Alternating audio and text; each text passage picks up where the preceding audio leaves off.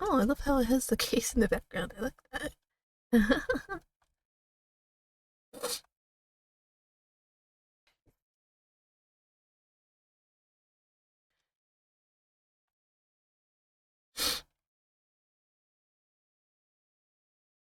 And how's the rest of the fountain looking?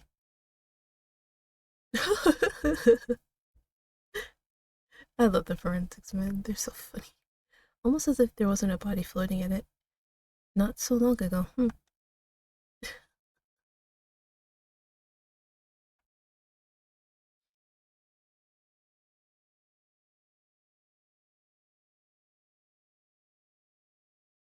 Yes, from his younger years, when he was something of a dreamer.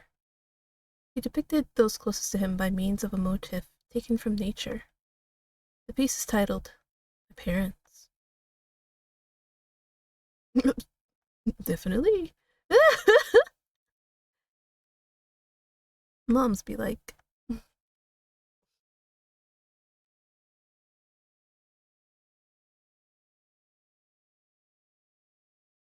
yes, it seemed he created them later in his life, once he had begun to make a name for himself. His wife pushed him to sculpt the two of them as ancient gods, and he couldn't say no to his beloved. The title is The Beautiful Goddess Venus and Her Humble Servant. Okay, so you guys know how, like, they say, like, when you, like, your parents, like, basically shape your views on how, like, romance is and stuff like that. I feel like this is exactly what happened. Like, how Kay was, like, basically mom shines brightest. That's probably how his relationship with his wife was, where it was all about her and bro can suck it. The beautiful goddess Venus and her humble servant.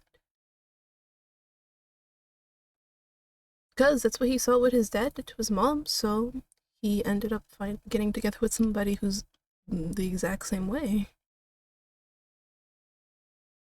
Miss Bound's tea set is laid out neatly on the serving cart. Understandably so. The cup we were given was delicious. Interesting. In that case, I think we better take a closer look. So this dishware was made by Artie Frost. Oh, it is. I'm willing to bet that the set can fetch something in the thousands of dollars. So let's try not to touch any of it unless we absolutely have to. Stop it, Kate. I can see your eyes lighting up. Miss Bound must really be a fan of Mr. Frost. Like Bender said to still have this. You know what I've been thinking, guys? Since Judy said she was the first to find the body, right? She was probably the one who um moved his body, threw the chocolate into the fountain that had the blood on it, and hid his body away for like 18 years. That's insane to actually think about. I wouldn't put it past, an Ace Attorney character to do that. But like just literally sitting there thinking about it, that's something she probably did. Like she took being a fan to the next level. Oh my god. What is it? Why is Larry so concerned all of a sudden?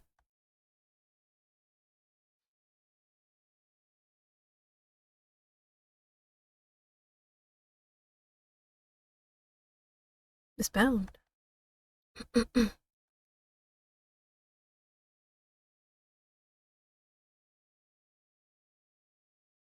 Thank you for the offer. Yes, why not? A quick break won't hurt.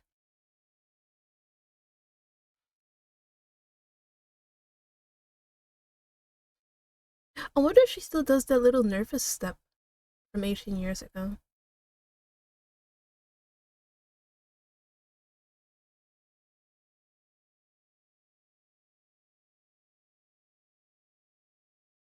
It's Salin, I believe. It's usually identifiable by its citrus aroma, but it's bound. Is this the same blend you served this morning?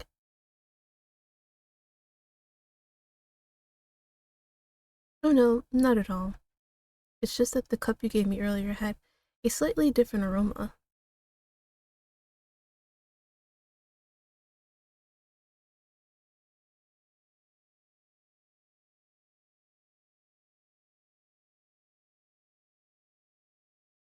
What's cutting under your skin, Larry?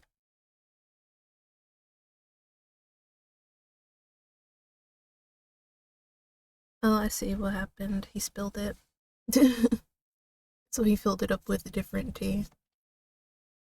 Well, that was childish, even for him.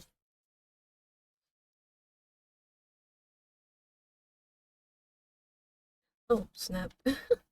Hold on. Okay, that's better. Let's ask him about it later, shall we? Talking to Miss Bound is more of a priority right now. We may not have any evidence to prove that she's the culprit, but it does seem likely that the poison gas was her doing.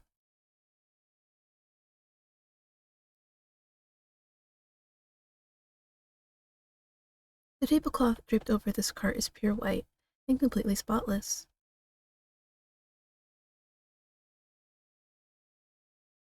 Okay? I cannot stress enough how bad of an idea that would be.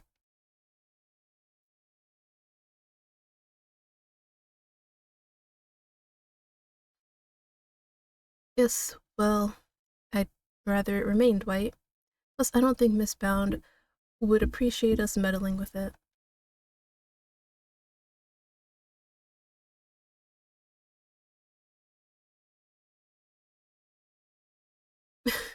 Me too, Edgeworth. A caddy containing Ceylon tea leaves. It's a well-crafted tin canister designed to prevent moisture and sunlight from damaging its contents. Not a bad thing to use considering the quality of the blend Miss Bounds serves.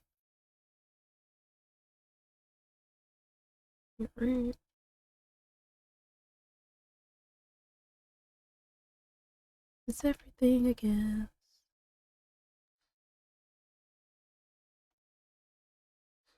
Hmm. From the color and aroma, I'd say this is a puddle of spilt tea.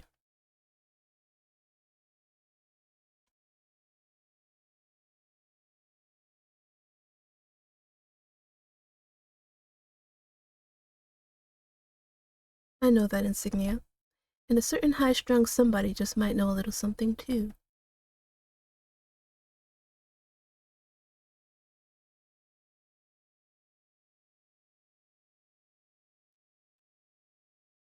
It seems the police have already removed the body.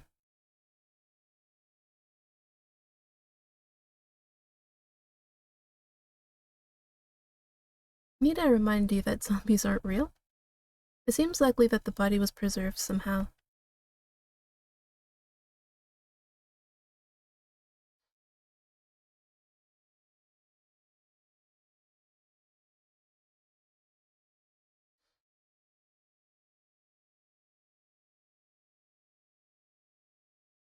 Hmm. There's sugar in the fountain. Where would it even have come from?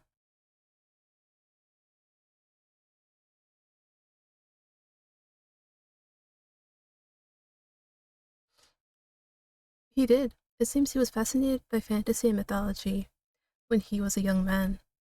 This piece embodies the tragic yet gritty determination of the young as they face an impossible situation.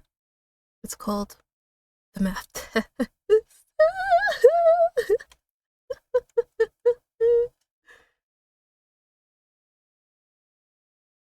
That's actually a good one. That's actually a good one. I like that. Larry.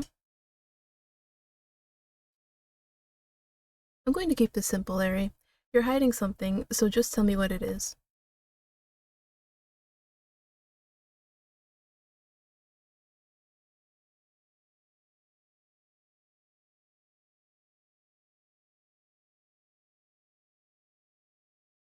Yes, and I'll keep glaring at you until you tell us what it is you're hiding. You're talking to me right now. This is getting me nowhere. I suppose I'll have to figure out what he's hiding first before I can get the whole truth out of him. Alright.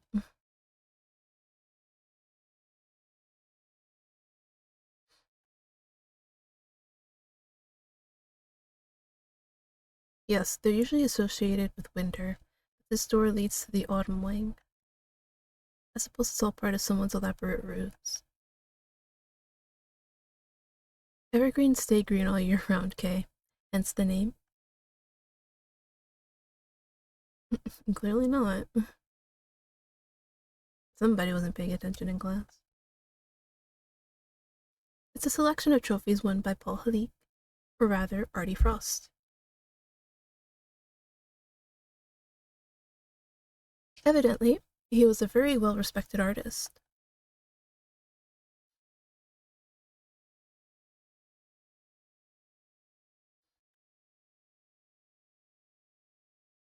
Yes, followed by a swift round of arrests.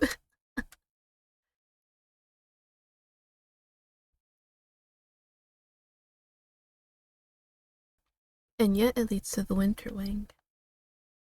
I suppose it's all part of the deception.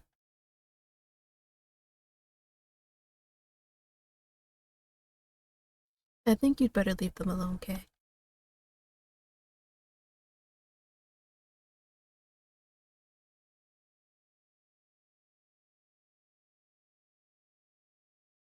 Mm-hmm. Why is there a lift cart just sitting here out in the open?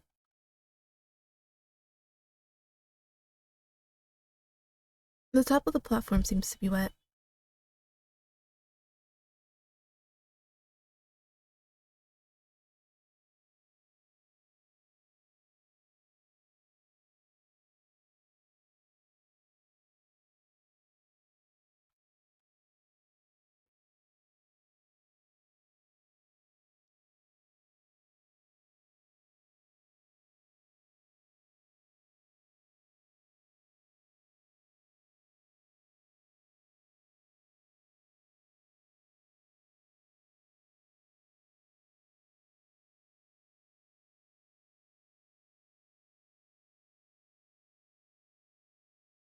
Indeed.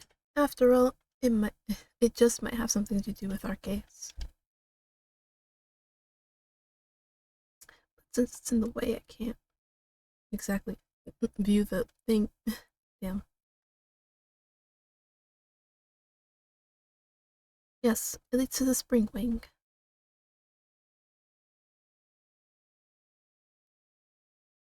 Housebreaking is a little beneath a great thief, wouldn't you say?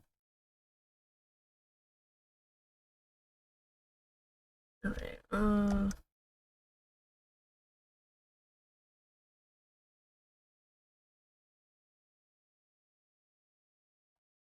no, I don't have anything then. Um,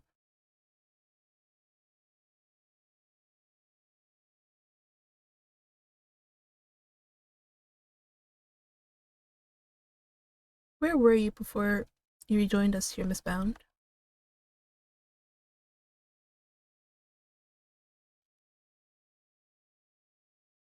Yes, a few things actually. Not least of all, the fact that I think you might be the one who set up the poison gas trap. The original ice sculptures melted 18 years ago, correct? How did you manage to recreate them?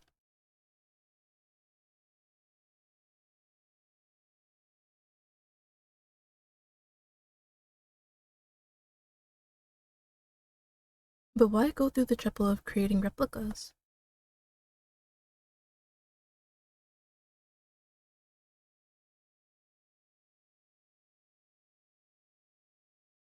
I see.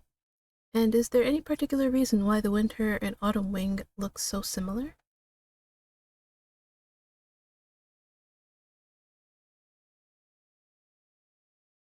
She's clearly lying. But I don't have the evidence to prove it just yet.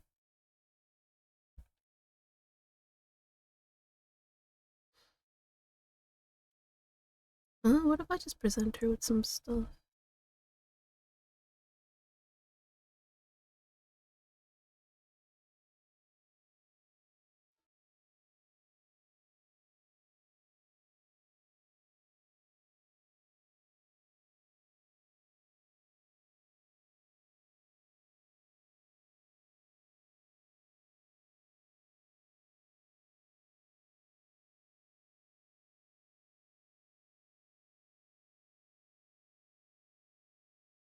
Have I inadvertently stumbled onto the set of Cake Crimes, the musical, or something? Well, that was interesting. What if I show her the pamphlet, though? You were a very successful actress, Miss Bound. Why did you decide to become a gallery owner?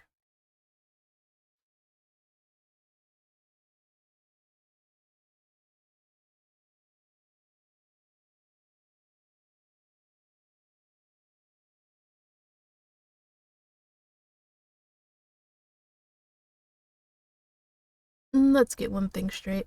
Try as Larry might, a fancy name does not an artist make.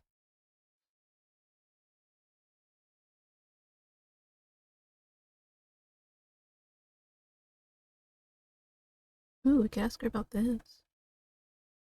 Oh, I guess not. Maybe we could talk to her about it, but I guess not.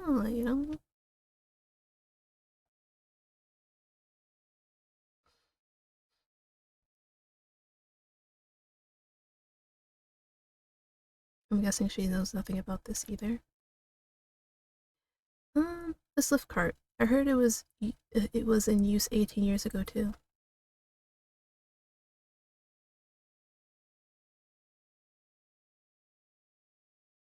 But why is it wet?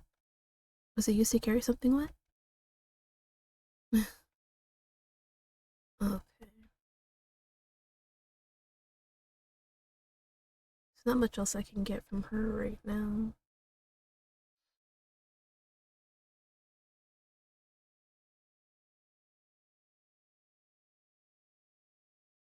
Do whatever you need to do, Judge Gavel.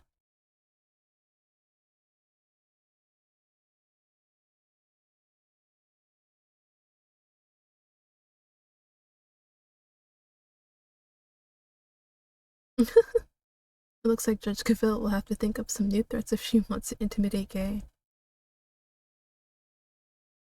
Do you mind, Mr. Winter? You're in my way.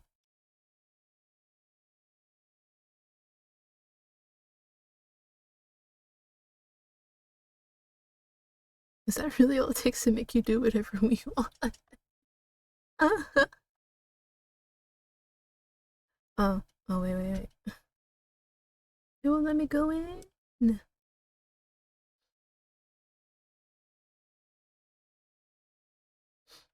I guess I have to think. Would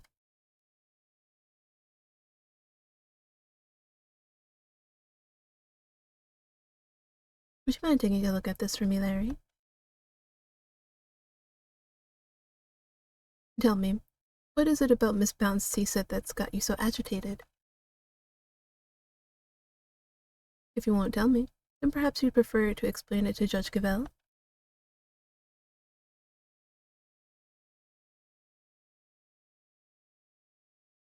I'm not so sure anybody here thinks you're particularly clean cut. Clean cut. Clean cut, Larry. But if you don't want her to think badly of you, the best thing you can do is talk to me. Alright, Larry, enough is enough. Now confess. Is this any way for you to treat yours? By lying to him? Hiding things?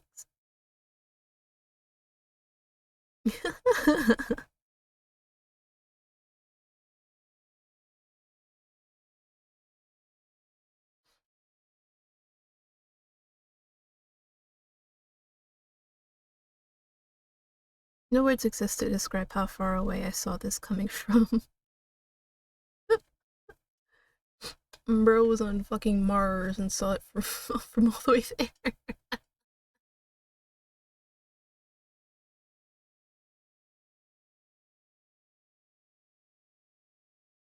Crying to me won't do you any good. I think you need to apologize to Miss Bound.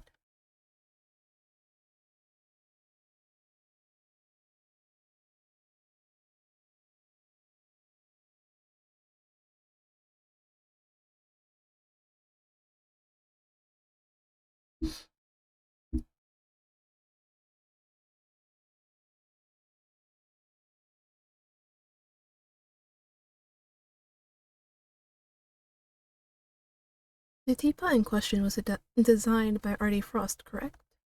I understand it was something you've long treasured. You must be upset.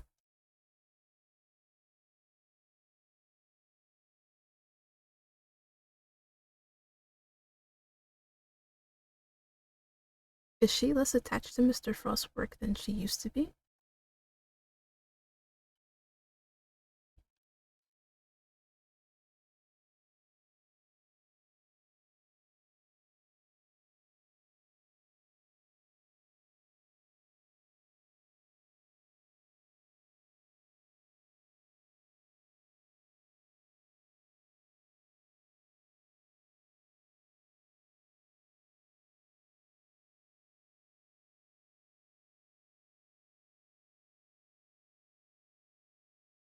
You. You have no shame whatsoever, do you?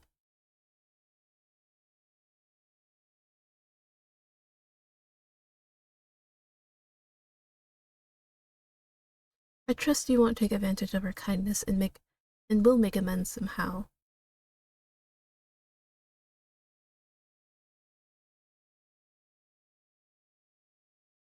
At this rate, I suspect he's likely to make more trouble than amends. Don't you think it would be better for you to keep out of her way for a very long while? Her and the others?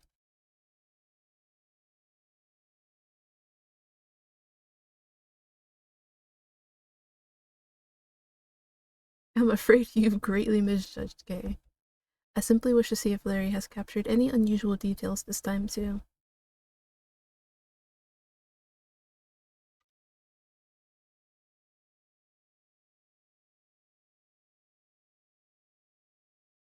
I suppose we might as well take a look. So, these sketches of yours?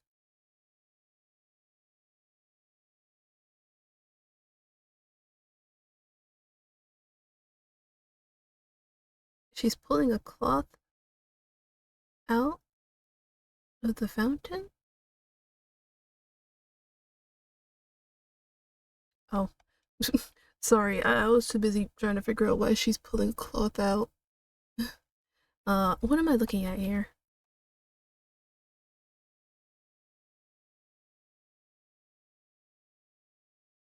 Somebody else. I'm fucking dead.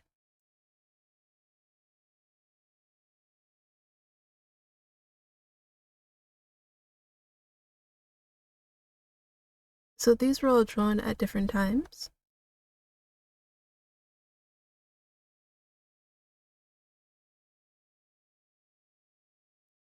How true to life are these sketches? Did you only draw what you actually saw?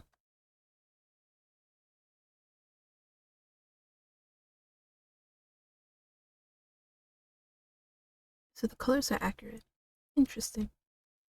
Much as it pains me to admit it, Larry may have provided me with a useful piece of evidence yet again. The serving cart in the sketch, for example. If I compare it to the one here in the room, there's a clear contradiction between the two. I think a little deduction is in order. Can I borrow this page for a while, Larry? Just the page, please.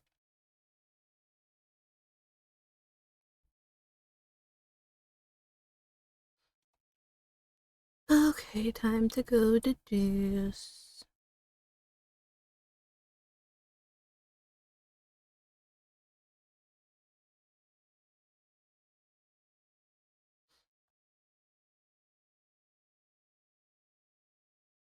Larry's drawings strike again. Larry, could I ask you something about your sketches?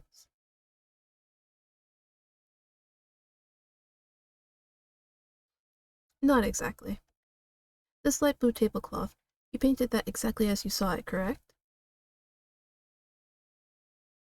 But the tablecloth on the cart here in this room is white.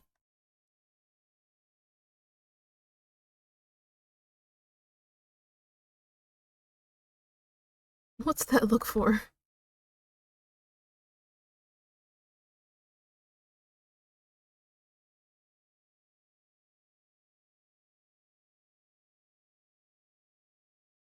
That's nothing to boast about.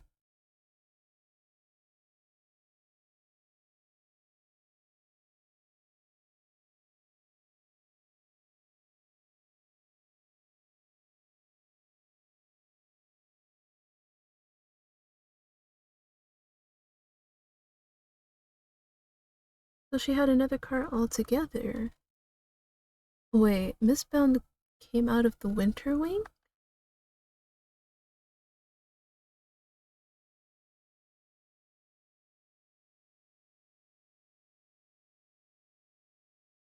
And what does she do with the second serving cart?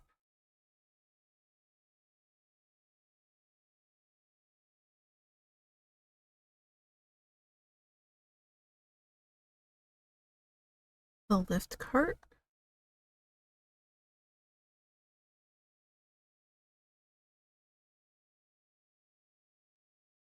Another serving cart?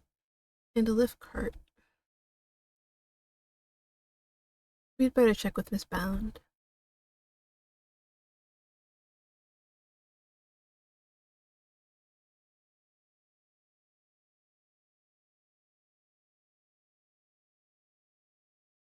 Are there two serving carts here at the gallery, Miss Bound?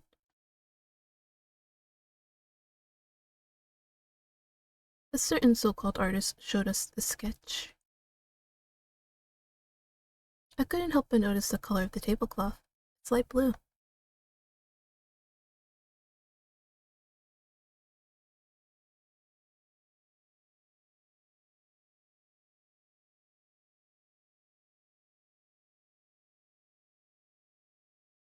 The color of the tablecloth in the sketch simply be a mistake on Larry's part.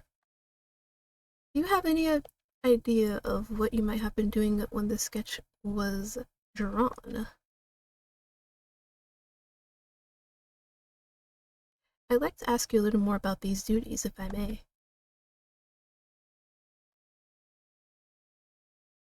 What exactly were you doing when the sketch was drawn?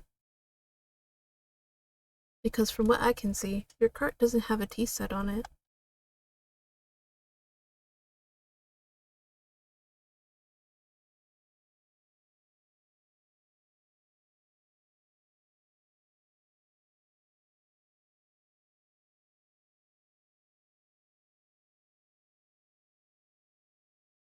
Well, why not? They're a little melted, but I suppose that's because they've been sitting around in her pocket.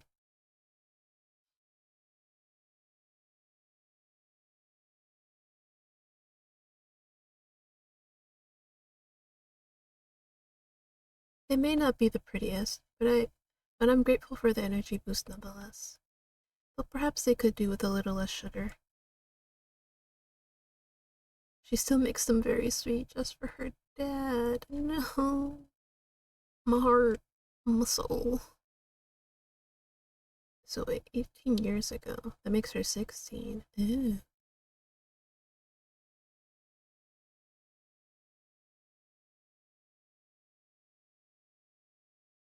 Dang.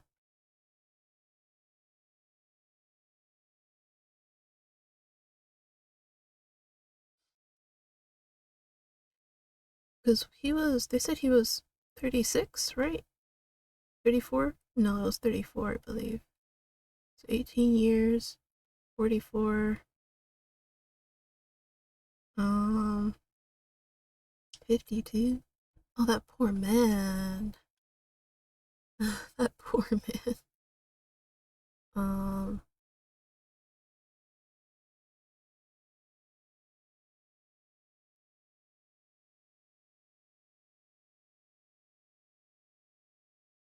I suspect the difference in aroma we notice is due to the teapots having been switched.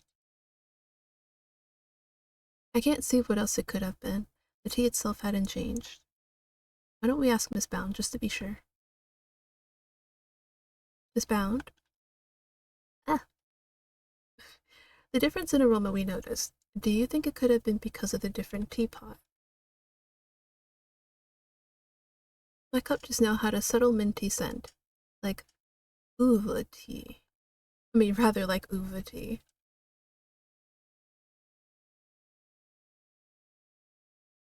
Hey, we found the ubiquium. It's tea. So she mixed tea with some of the ultra stuff. Damn, girl.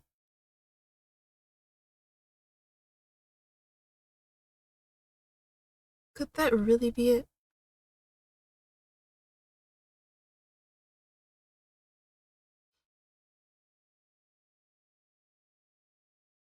The tea from the teapot Larry switched in from under the cart smelt faintly of mint. Yes, but there's something else that's been troubling me. Miss Bounds seemed more taken aback by the switching of the teapots than the breaking of one. I suspect she might have been deliberately hiding the teapot underneath the cart. One of Ubiquim's key characteristics is its minty fragrance. So what if she had been hiding some in that teapot? It's simply a possibility, but one worth investigating, I believe. Mr. Winter, any luck finding that Ubiquium?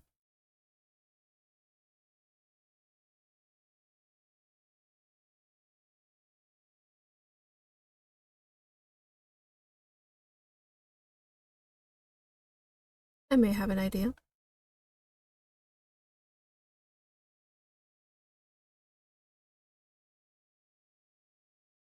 Yes. Miss Bounce teapot.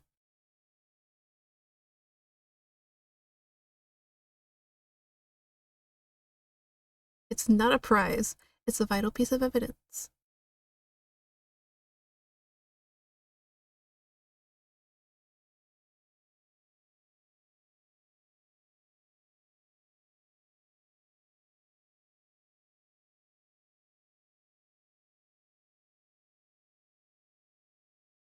Possibly.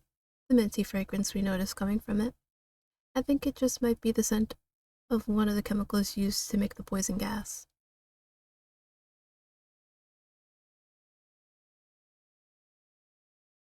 I'm afraid I do. The method used to create the gas would have required considerable preparation. Nobody would have had the time nor or the opportunity to set that up except you.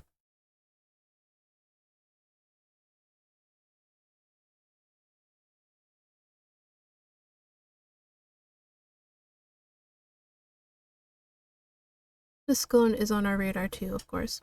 You needn't worry about that.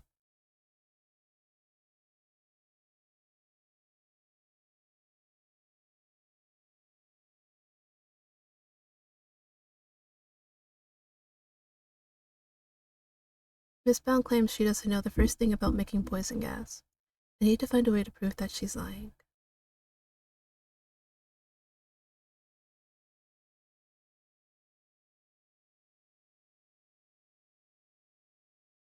Edgeworth speaking.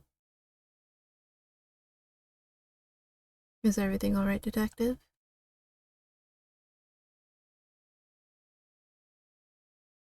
You really shouldn't be sharing information about the investigation. But after the past week or so, I'm not about to stop him now.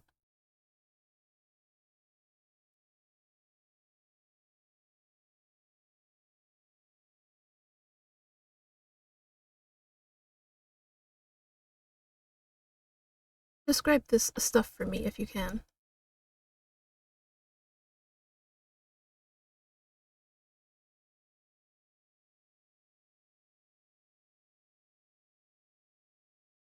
Which were?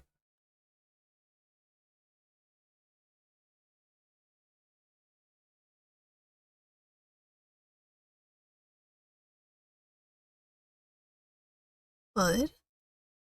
What were salt and blood doing in the Gemini case sample?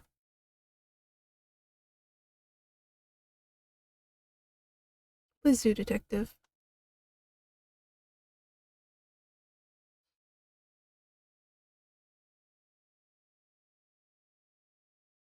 I see.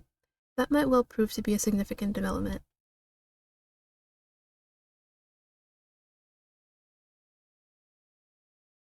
Anything else to report, Detective?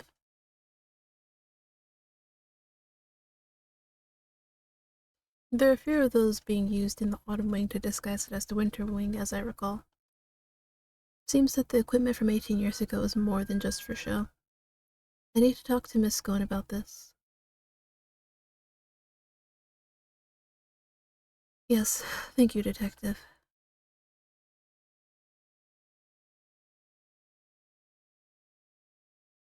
You did, and all of it very useful. If I'm going to prove that Miss Bound's claims about who could have set up that the poison gas trap are false, I'll need to talk to a certain somebody else who was here 18 years ago. Hello, Delicia. Miss Scone, I'd like to ask you a few questions if I may.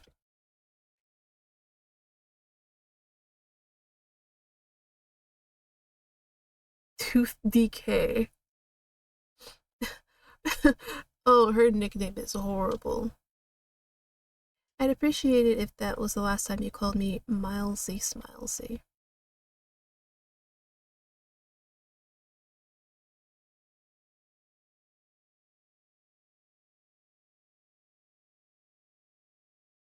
What can you tell us about the various devices used to decorate the gallery's exhibit? There seem to be some pretty specialized items in use. Light-emitting devices, luminous fabrics.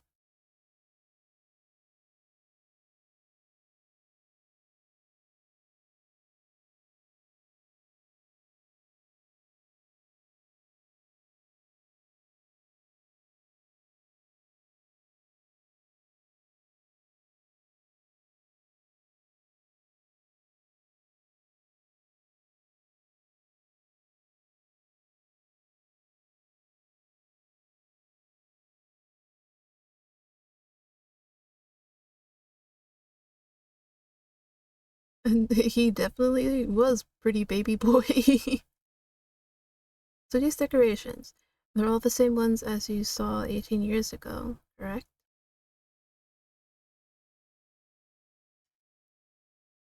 There were 4 luminous cloths in use in the autumn wing, but I'm sure I saw another one somewhere.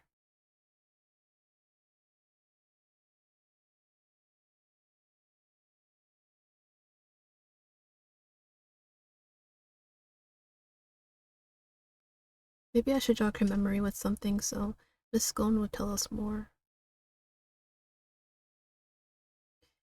You had a piece of fabric like this in your bag, did you not, Miss Scone? Albeit a somewhat grimier one.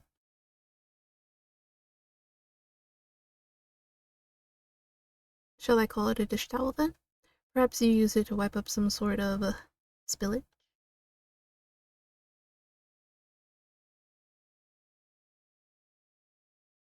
I think I'd like to know a little more about this highly specialized luminous cloth if you don't mind. Miss Scone, you're something of a specialist.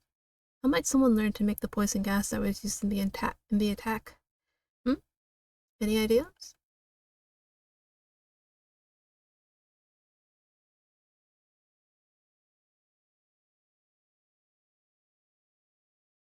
But what about a layperson?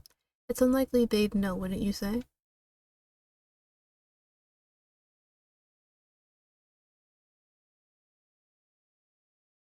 The prize from the contest 18 years ago.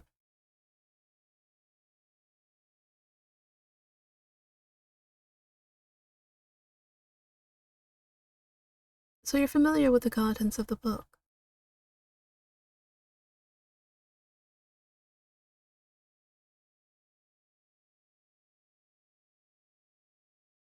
Gold Killer X.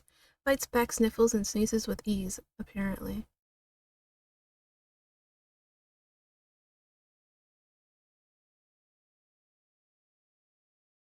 Which means Miss Scone is one of these elites, I suppose. Why didn't you want me to know you had a piece of luminous cloth in your bag?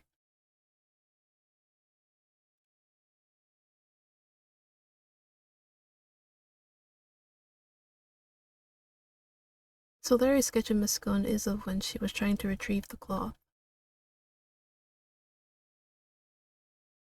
One of the 4 you given to the gallery, correct?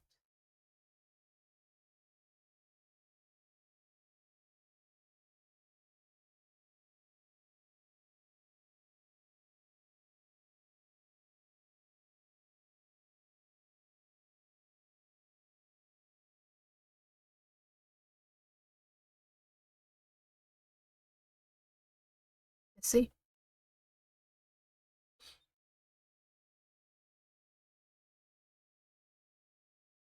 So the cloth that disappeared 18 years ago, the one that the victim was wrapped in, just happens to reappear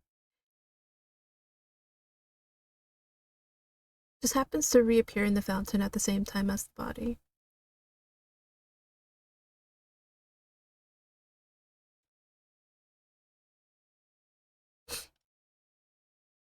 Alright, I guess we have piecing to do. Nope, never mind. I lied. What else can I talk to her about?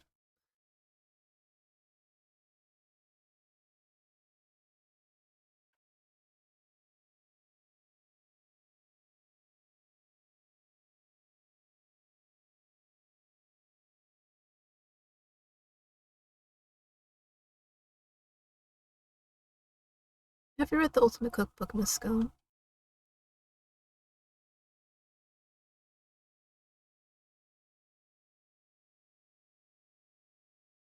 Since when were you interested in pharmaceuticals?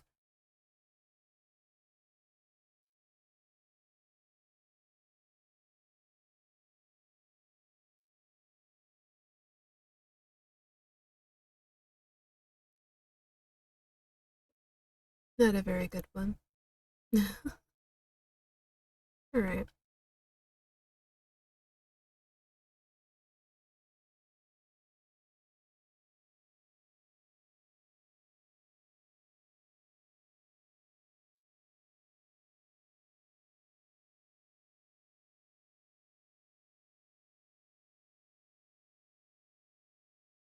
Things are progressing.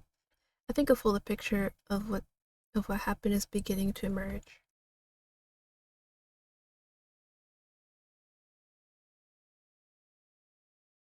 This case seems to have a lot in common with the incident from 18 years ago.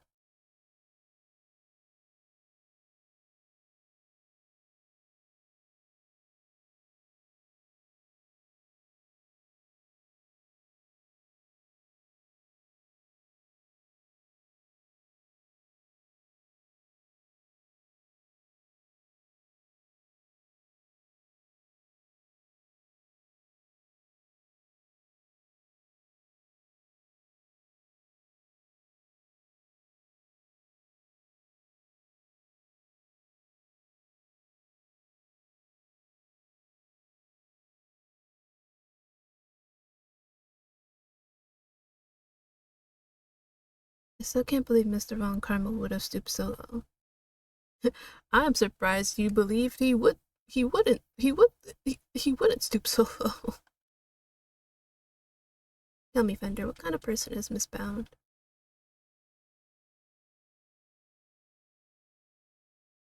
I do not.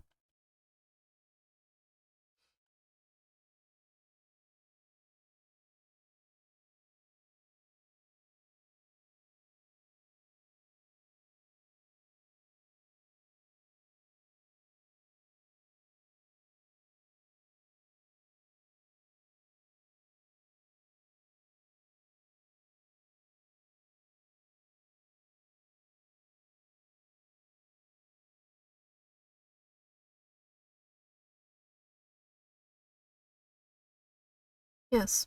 Why did she retire?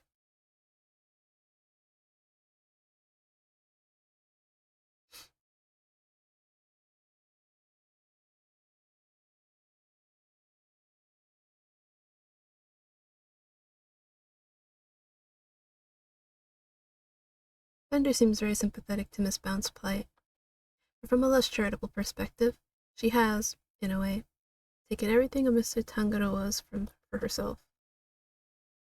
There we go, there's the missing piece.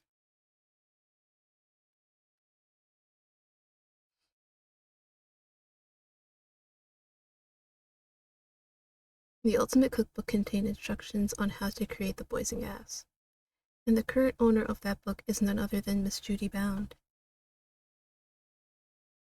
I'm afraid I do. Miss Bound would have been perfectly capable of setting up the gas trap. Finally, we can prove that she's been lying to us. Alright. And that's that. All that's left now is to await the results of the test. The teapot.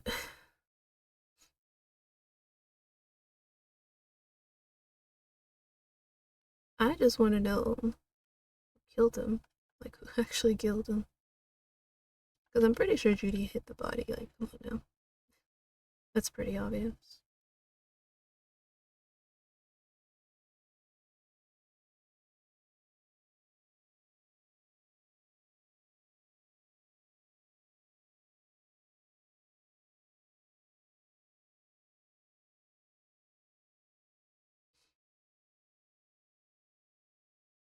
You really need to drop this obsession with coming in first, Mr. Winner.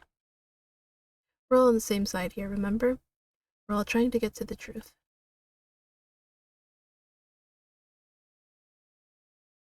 That's really no way for a prosecutor to think. Not a successful one, anyhow.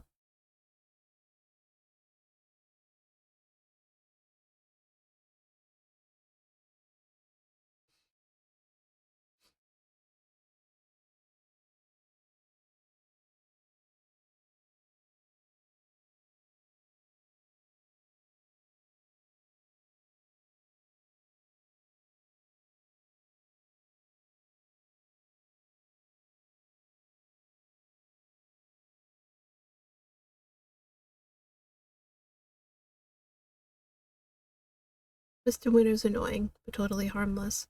Judge Gaville, on the other hand.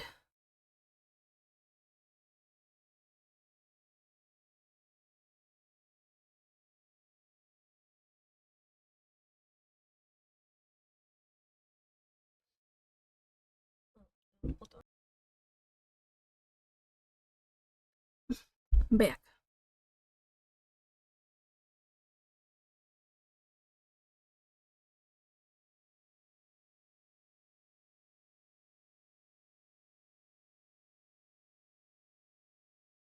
You're a trained actress, are you not, Miss Bound? I have thought you would have been. I mean, I'd have thought you would be a more convincing liar. That's literally what I'm saying. Oh, she still does the little nervous dance. Except this time she fans herself. You have access to the Ultimate Cookbook, correct? A book that just happens to contain instructions on how to create the poison gas used in the attack. Meaning it's perfectly possible for you to know exactly how to make it.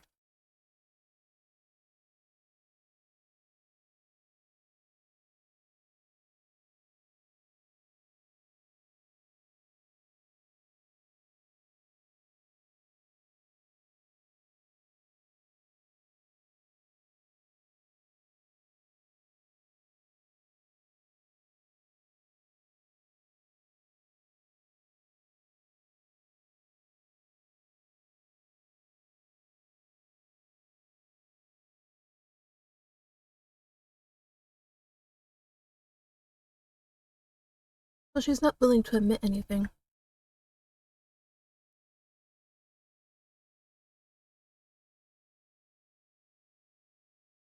Um, I don't know.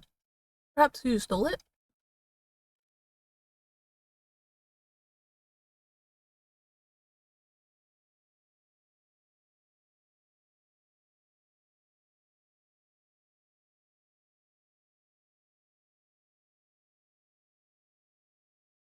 That's true. And I don't have any hard evidence that it definitely was Miss Bound who stole it.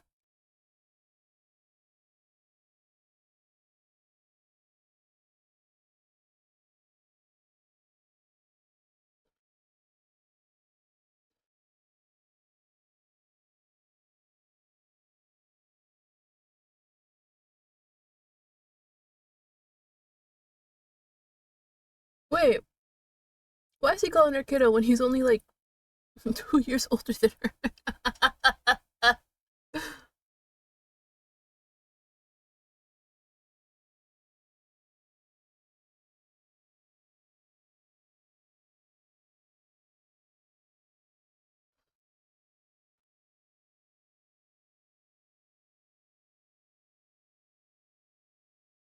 And I don't think she's joking.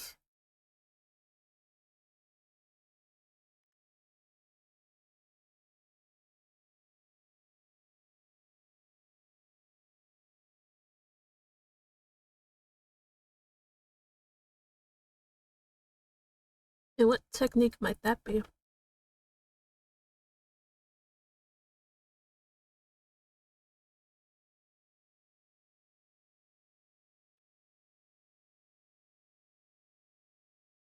A turnabout in thinking. My father used this method as well.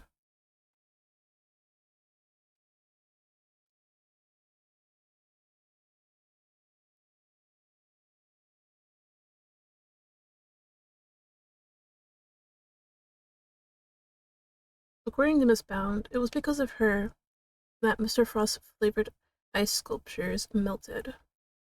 And yet his sculptures are here on display at this very gallery today. Is it possible that's she?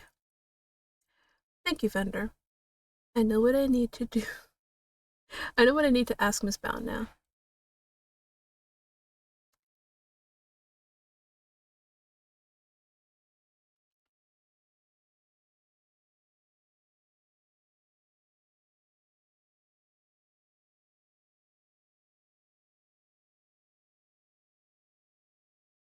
You say that you are the one who caused Mr. Frost's creations to melt 18 years ago, correct?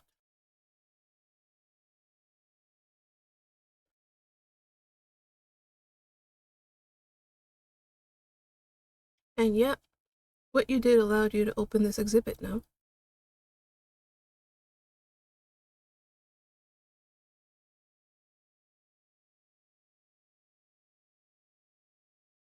Yes, perhaps it might.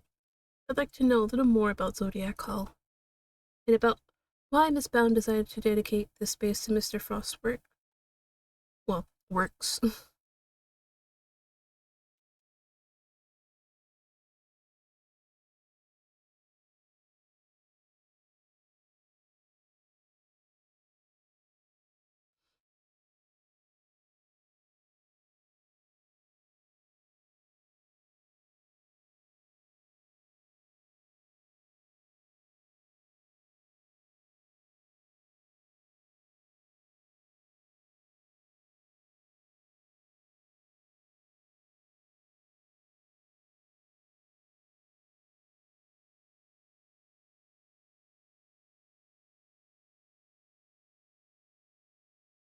I'm sorry, I still can't get behind her little excuse there. Oh, yeah, when I was taking pictures, I probably just, unplugged it when I walked over it. Like, I'm telling you, I'm pretty sure all of us can attest to that. If we know when we trip over a power cord, we feel that tug. She should have felt that tug and been like, huh, what is that? And look around, see the power cord was unplugged, and plug it back in. This bitch is lying.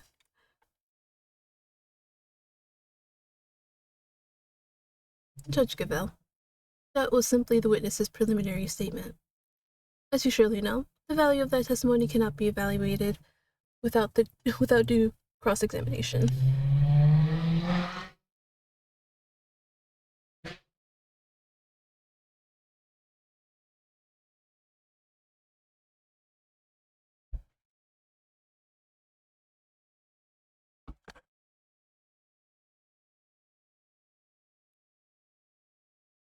18 years. Must have gone through a lot to buy it back, Miss Bound.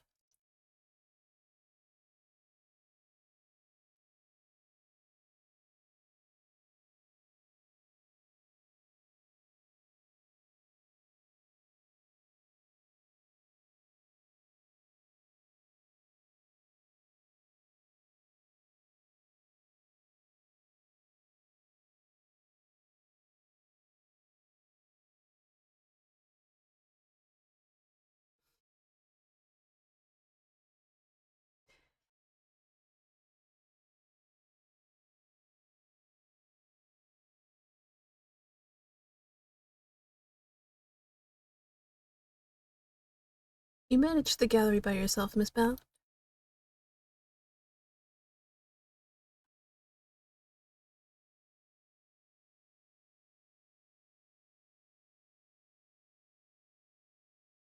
So she really got the house back for him.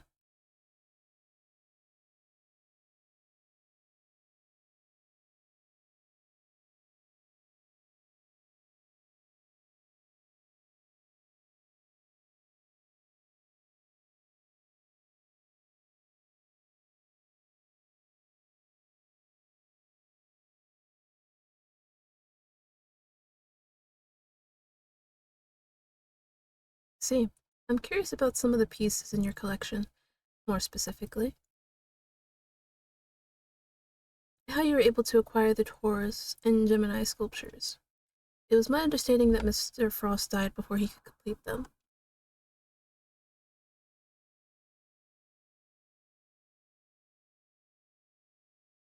Really? Perhaps you could go into some more detail on that.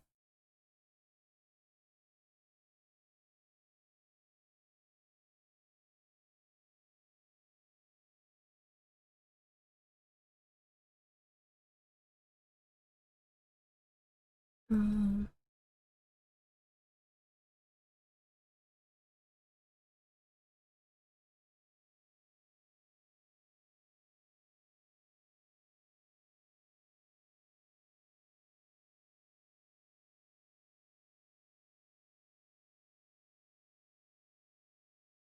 These photos you mentioned, you mean the ones you yourself took in Mr. Frost's room 18 years ago?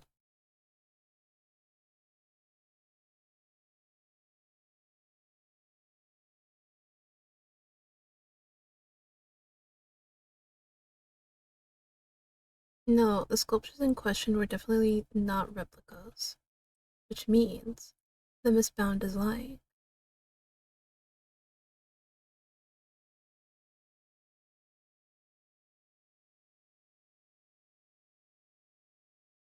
Sculptures in the Winter Wing weren't replicas, they're the very ones from 18 years ago.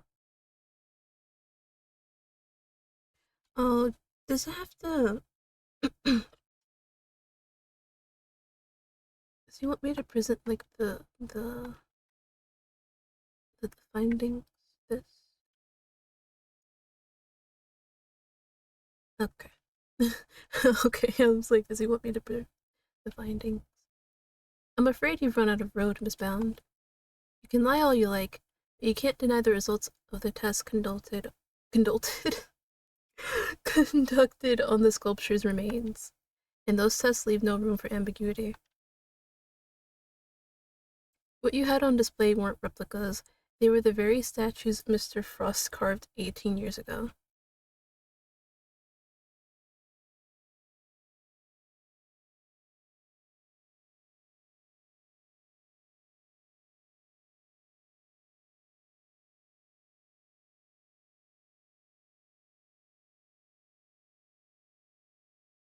Oh, whoops. To put it simply, the statues didn't disappear back then because they'd melted. They disappeared because you spirited them away and kept them hidden for these 18 years.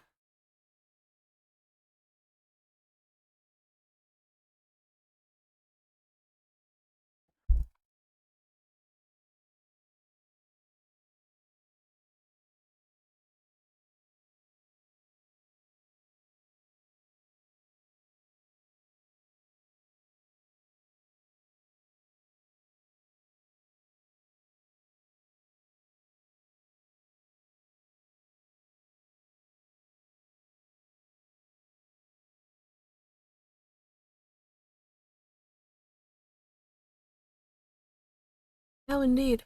I don't yet know exactly how you did it, but I'm far from ready to say that it was impossible for you to have stolen them. Oh, stolen them away. The same difference. I am indeed, and I won't stop until I get to the truth.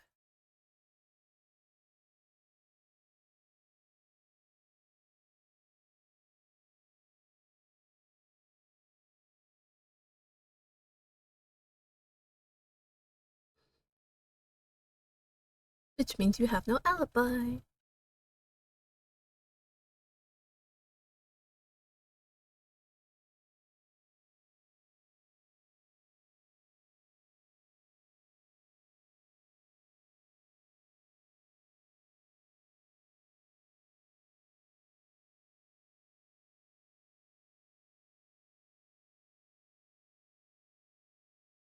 That's for us to decide, Miss Bound.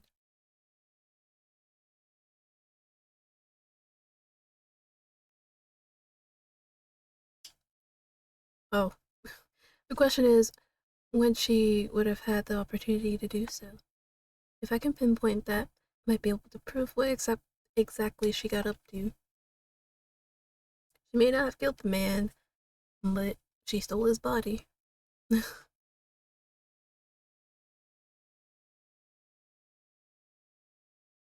What were you doing while you were waiting?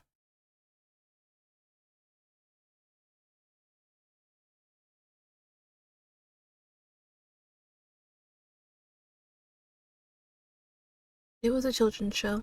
The two of them would sing and dance as they made a variety of sweets.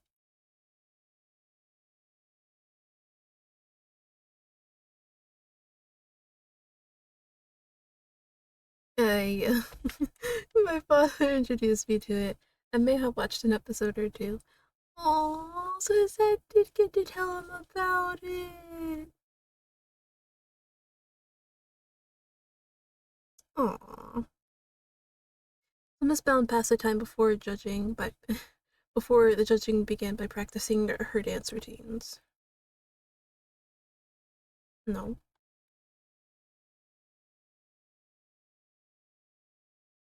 Because Samson said he got a chance to try it before he learned of the body being spirited away.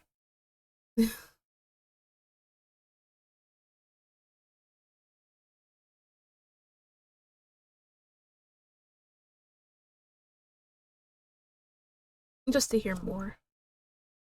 Were you the only one who was able to move around freely during the judging?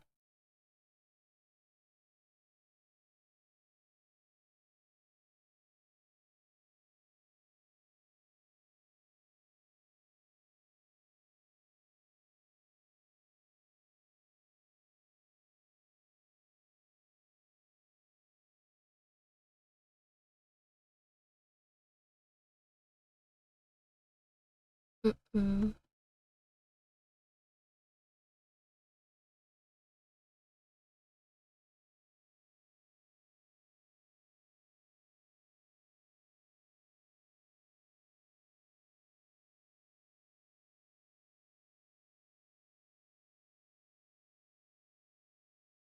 Mm-mm.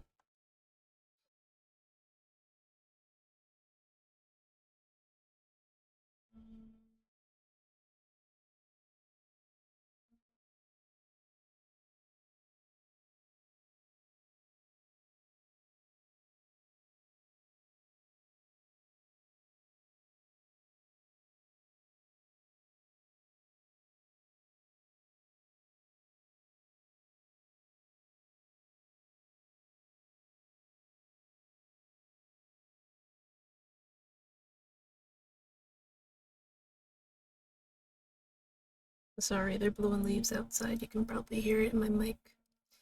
You entered the room containing Mr. Tangaro's work before bringing the camera back to him, correct?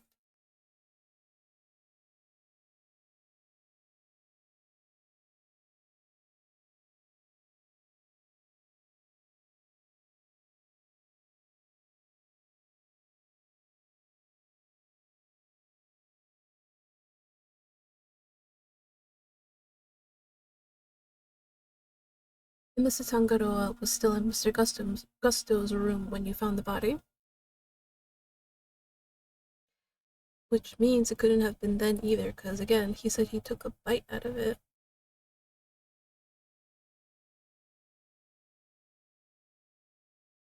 To the point at which he discovered Mr. Frost's body. No.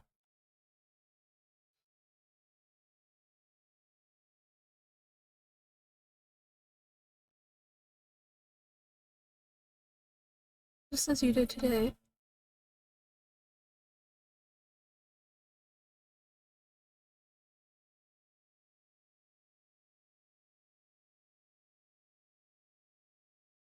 Interesting.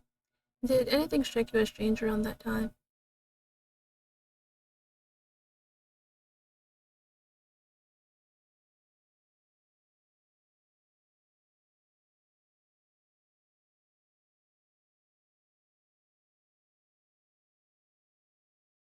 Yeah, man. Because he was like, it's cold. And she's like, oh, some of the people like it cold. I'm like, girl, nobody likes cold tea. What are you talking about? Tea is meant to be hot. Even I know that, and I don't drink tea. Anyone that says they like cold tea is not drinking tea right, even though I'm not big on tea myself.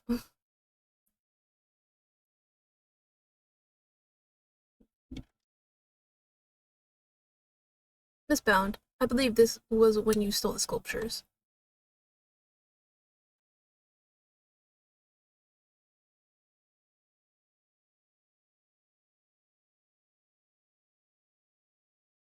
And that is precisely what I'm suggesting.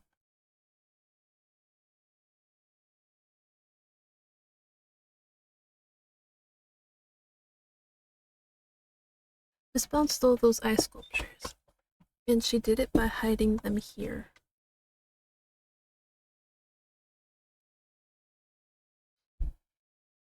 Under the cart. My father and Fender had no idea that one of the sculptures was mere inches from them. Mere inches away from them. Goodness. Because it wasn't just a tea set you were pushing around, Miss Bound, but a hidden ice sculpture in a glass case.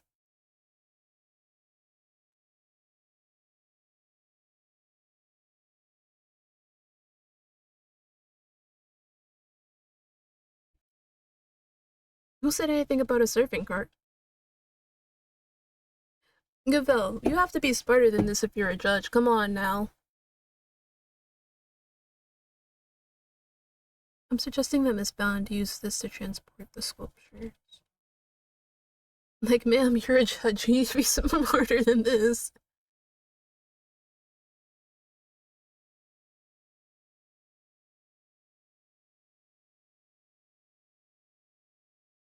The cart that Miss Bound used to move the flavored ice sculptures out of Mr. Frost's room 18 years ago.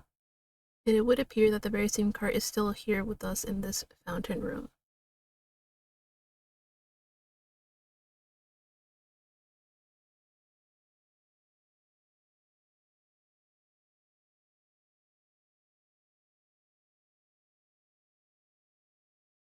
I am.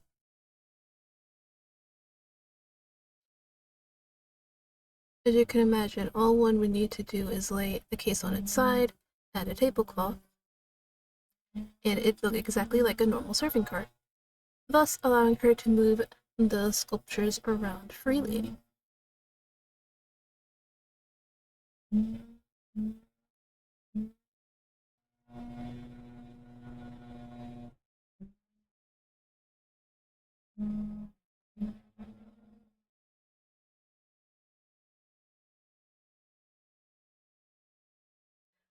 I'm sorry, but these leaf blowers are driving me insane right now.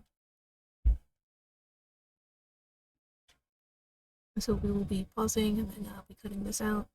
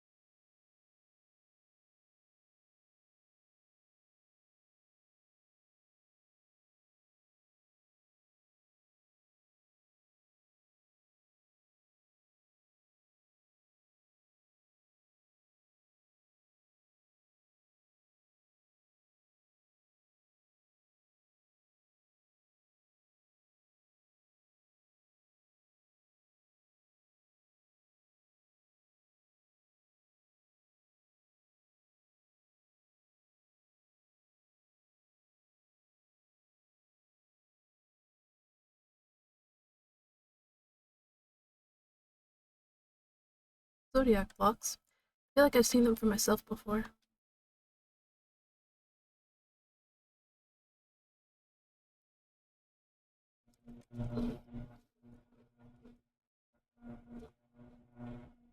If the Winter Wing really is an exact replica of Mr. Frostrom from 18 years ago, then even though my father never saw them because they'd already melted, Zodiac box must have been in the victim's room back then as well.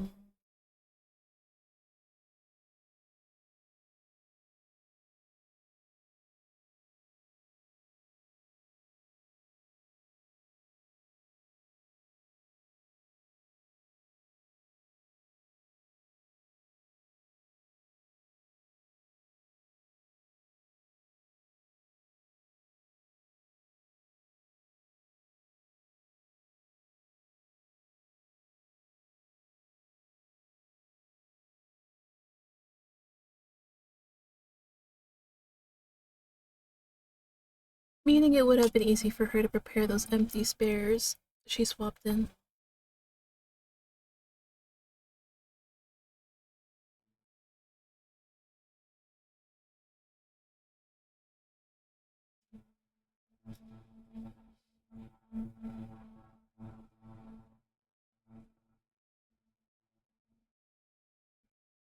Indeed. And I think she offered it so willingly because she knows there's nothing we can do with it.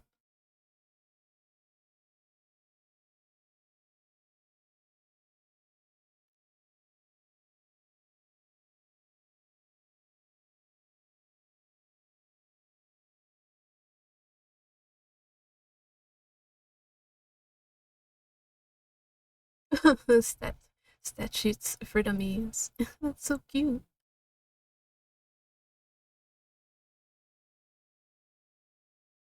Yeah. Here they said like the limitation for murder is 15 years. Theft is probably less, even less. Simply put, K. Prosecutors only have a certain amount of time within which they can put a suspect on trial for a given crime. Let's take a closer look, shall we? Yeah, theft is 7 years.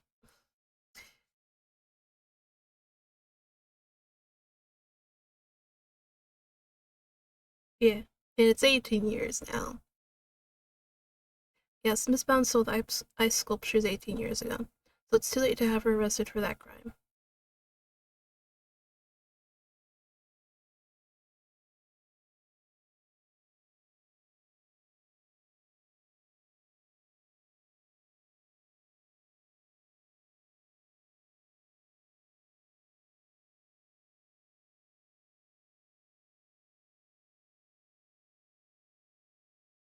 I wouldn't be so sure about that. For you see, the theft of the ice sculptures isn't my principal interest here.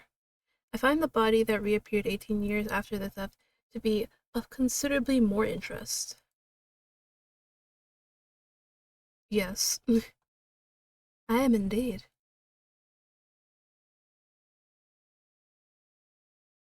But hiding it in a very unusual way.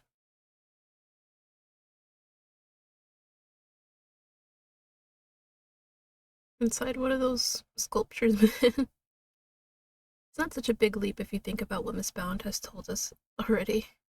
Let's just say it wasn't just flavored ice that she removed from Mr. Frost's room back then.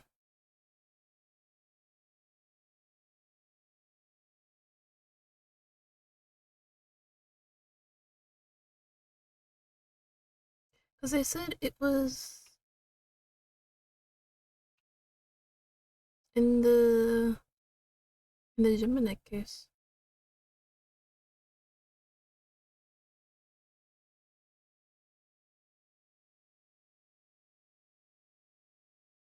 And of the victim's body, Your Honor.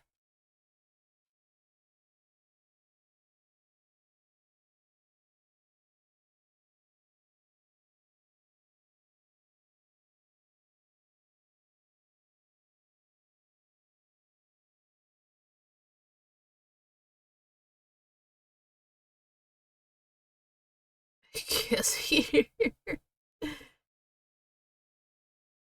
Oh, because of the thing draped over it?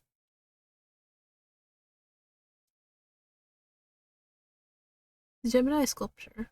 Oh, it's not my line. Yes, it may look like a sculpture at first glance. but it is in fact Mr. Frost's corpse.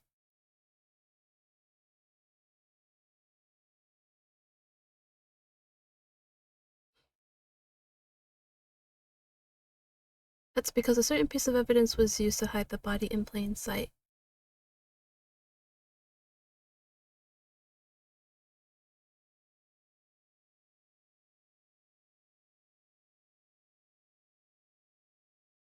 Yes, when it's made to glow in just the right way, it's so visually convincing, you might mistake it for ice. Isn't that right, Miss Scone?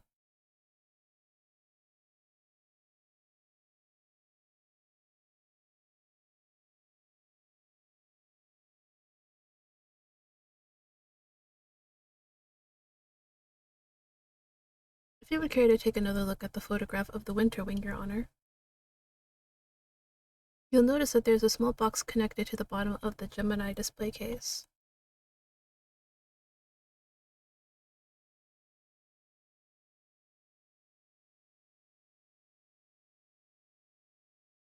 One of the very light-emitting devices in question. Detective Gumshoe even confirmed its presence. In fact, this particular device went missing 18 years ago. Back then, it was no doubt firmly connected to the cloth inside the display case, which means Miss Bound had no choice but to take it with her when she removed the sculpture.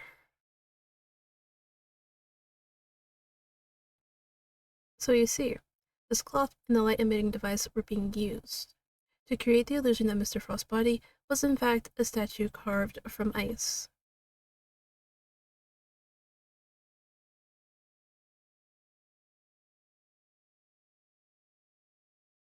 Yes, we were standing right in front of the body.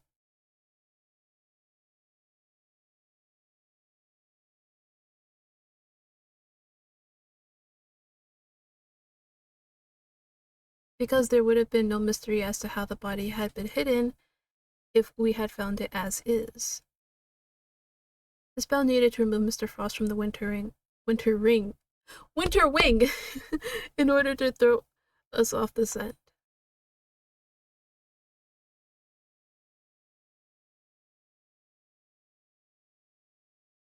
No, and she didn't need to, because she had another method at her disposal.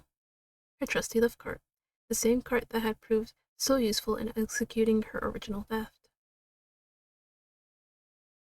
I believe she wheeled the body into one of the other wings and floated it down the stream to the fountain. The frozen body, being quite solid, probably got stuck somewhere along the way, which is why only the cloth appeared at first. The cloth Miss Scone discovered.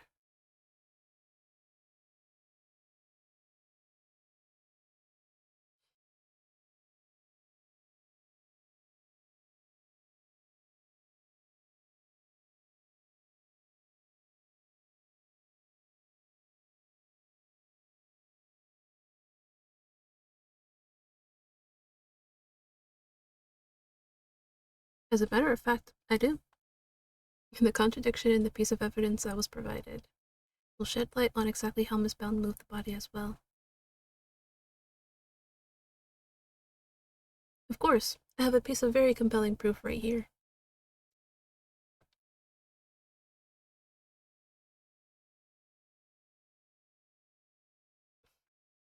I guess this picture.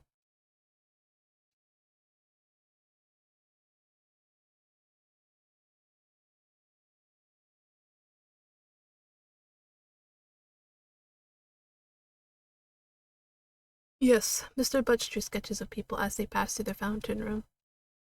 But what I'm interested in is the cart we can see here. You don't see it. She's using the same trick she used 18 years ago. Ergo, we know that Miss Bound was busy moving Mr. Frost's body when this picture was being drawn.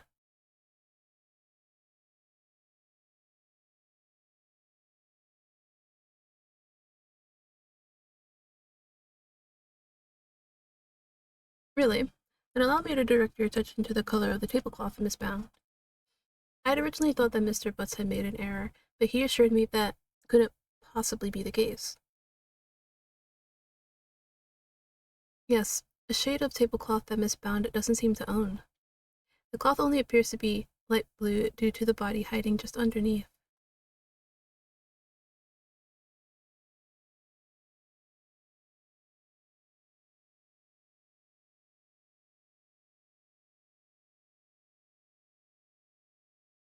Not if the body had been placed inside one of the hollow zodiac blocks in the winter wing. Place one of those on the lift cart, and it'd easily pass muster as a regular service cart, wouldn't you agree? I've never heard of pass muster. Miss Bound. Surely you must admit that it was you who moved the body, just as you did 18 years ago.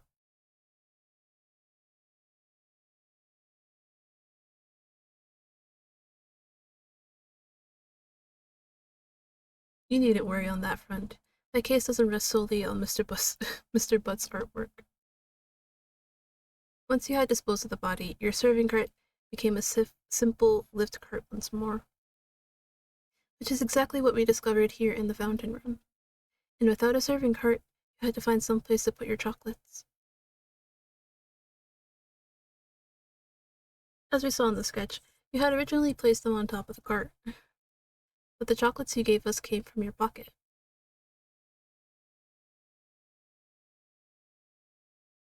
Why did you suddenly feel the need to put the chocolates in your pocket, Miss Bound? It was because you no longer had a serving cart to put them on. That's why.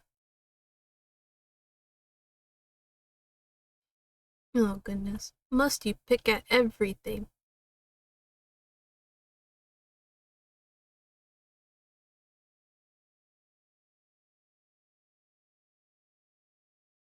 Indeed, if stashing the chocolates in her pocket was the only solution she could think of. I doubt Miss Bound had the time to dispose of an entire tablecloth. Miss Bound didn't hide nor dispose of the tablecloth, Your Honor. In fact, it's right here in front of us. Yep, enlighten me too, because I don't know.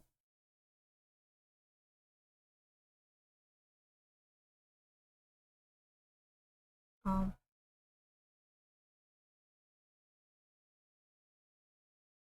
I, I don't, literally, could only be not in this room or on her person.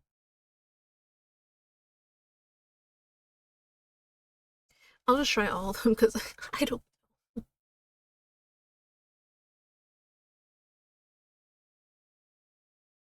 But a tablecloth is too big to put in your pocket, isn't it?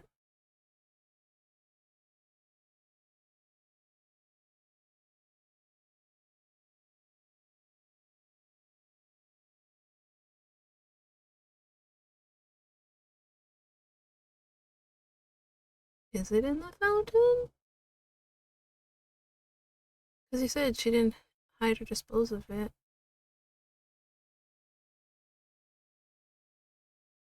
I mean, I've been doing pretty good so far, so I can afford some mistakes right now. I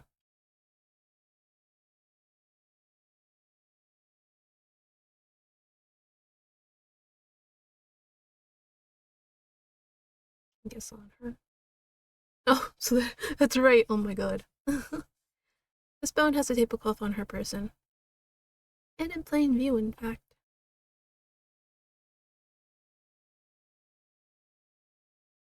Miss Bound, it's the cloth around your waist, isn't it? And given that the zodiac blocks weren't kept in glass cases, that cloth would have been in direct contact with the ice. All we would need to do is confirm. All we would need to do to confirm my theory is test the cloth for traces of the sugar used in Mr. Frost's work. The game is up, Miss Bound. It's time to come clean.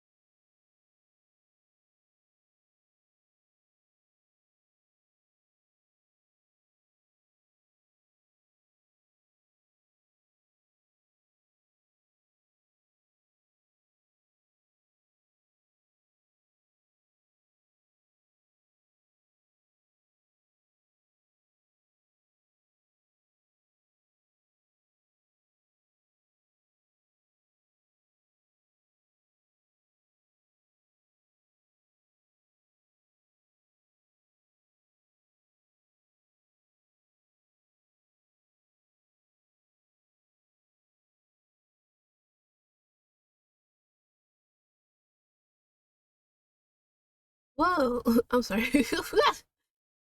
So she didn't know about the body when she saw the sculptures. So that means he's... No wonder it tasted salty, because blood is salty.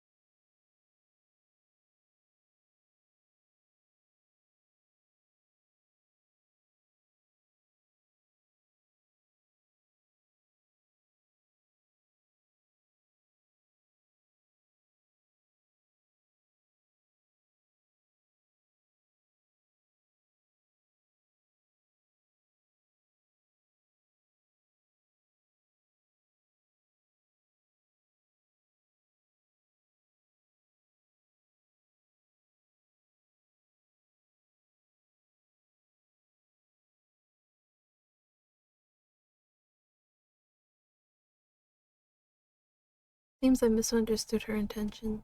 Everything she's done really has all been for Mr. Tangaroa's sake.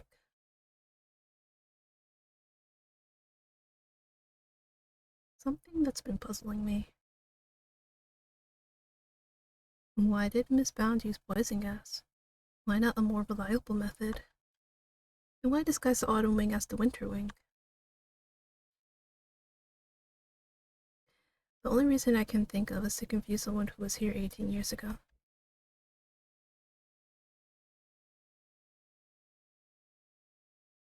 If she was trying to prove that Mr. Tangaroa is innocent, Miss Bound's ultimate goal must be too. She had been trying to discover the identity of the true culprit.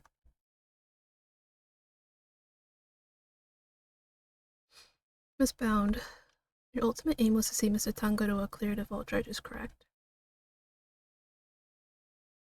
And to that end, you had to expose the real killer and have the police find the body from 18 years ago. Is my understanding of your intentions correct?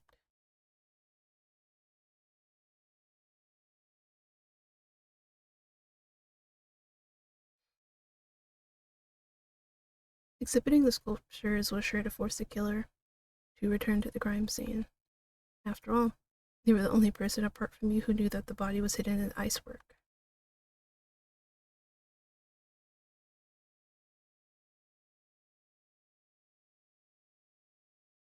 Exactly, but Miss Bound ran the risk that the killer might successfully cover their tracks this time. In the worst case scenario, he might even have been able to remove Mr. Frost's body from the scene. So how could she lure the true killer into revealing themselves without putting vital evidence at risk?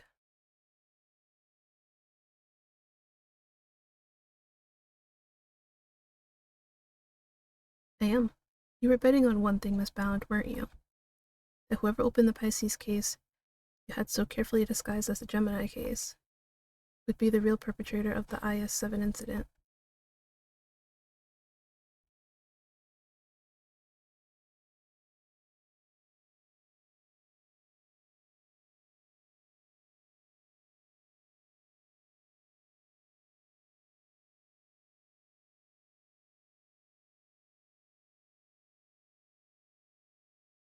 Miss Bound set a trap for Mr. Frost's killer, meaning that whoever found themselves caught in that trap is highly likely to be the guilty party. But I lack the evidence to support such an assertion. To accuse someone without any evidence is not to be done lightly, so should I really go ahead and make my accusation and name Mr. Frost killer nonetheless? Yeah. My ultimate goal is to see the truth exposed. And to do that, I need to seize the moment. Yes, Judge Cavell, I am prepared to stand behind my accusation. I know exactly who is to blame for the IS-7 incident. Alright, so why did he do it?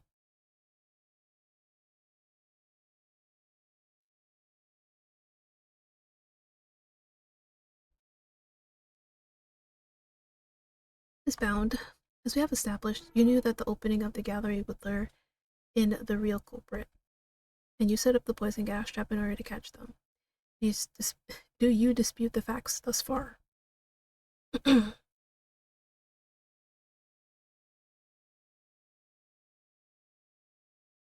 Then perhaps you could tell us exactly what happened in your own words?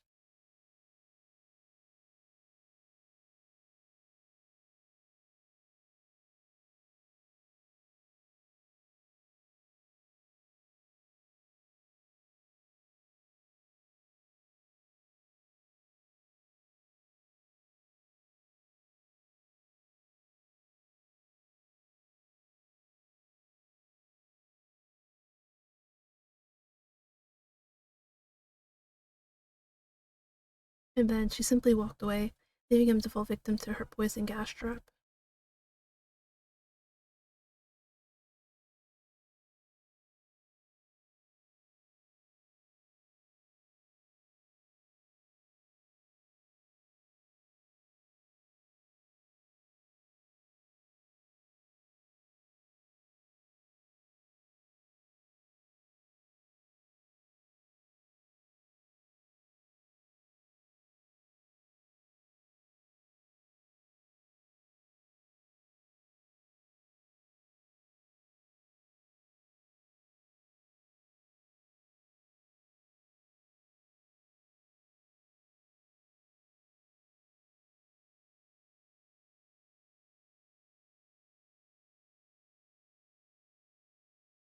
I mean, I don't blame her for thinking that they just try to cover it up again. I really don't.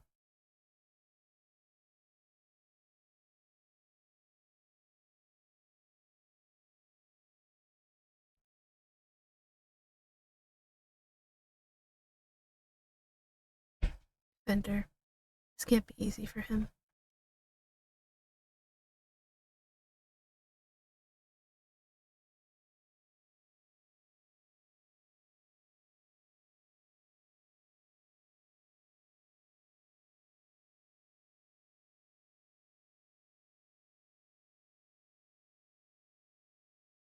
She cares so much about him.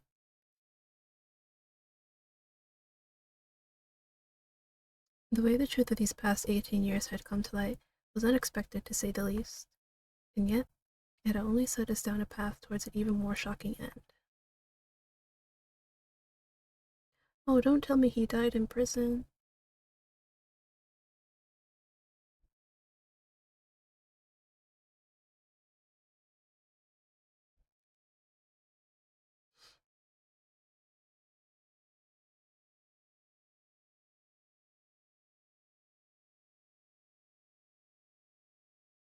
Miss Bound, are you feeling a little calmer now?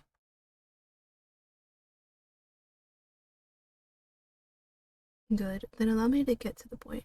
Regardless of your intentions, you broke the law. Nevertheless, I understand you did what you did in order to prove Mr. Tangaroa's innocence. Therefore, if the real culprit really is someone else, then we have a duty to reinvestigate the case.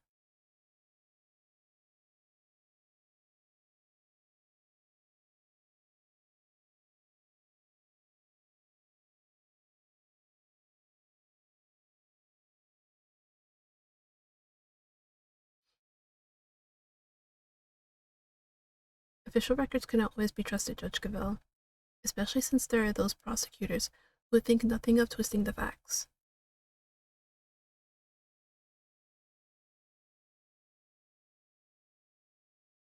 That's for you and your people to figure out. However, it is a fact that the autopsy report was faked, seeing as Mr. Frost's body was only found just now.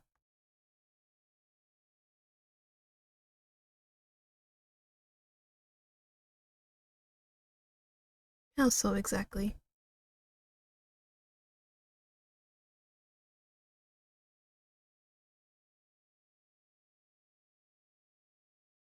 Oh Lord, this woman, she needs help.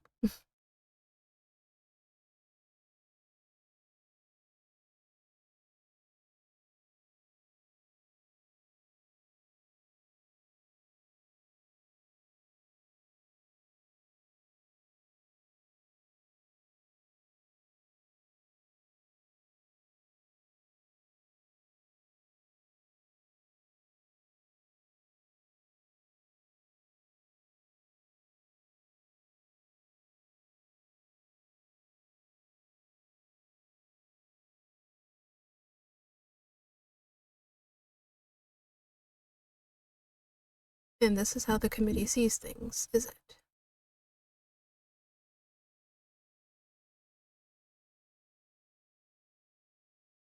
It sounds to me like all she's doing is acting in the service of the committee and covering up the truth. And if I can't change her mind, there will be no saving Mr. Tangaroa or Miss Bound. She needs to wake up, truly.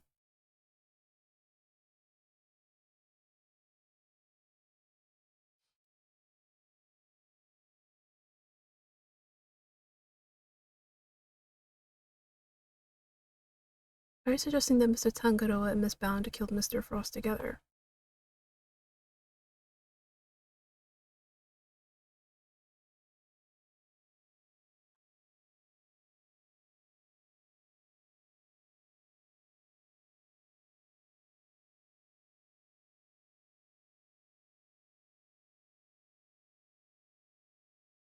Miss Brown, Miss Brown, Miss Bound has freely confessed to all of her crimes. Now's not the time to speculate about what else she might have done in the past.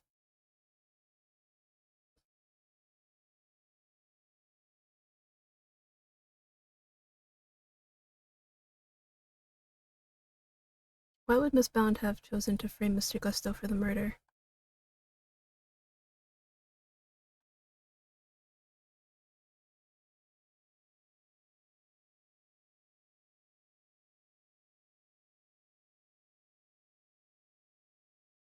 Do you have any evidence to support that line of reasoning?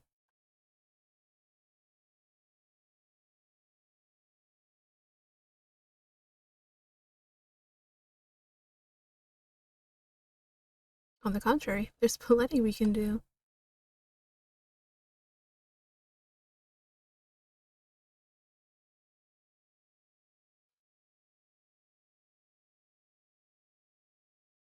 All the evidence you need?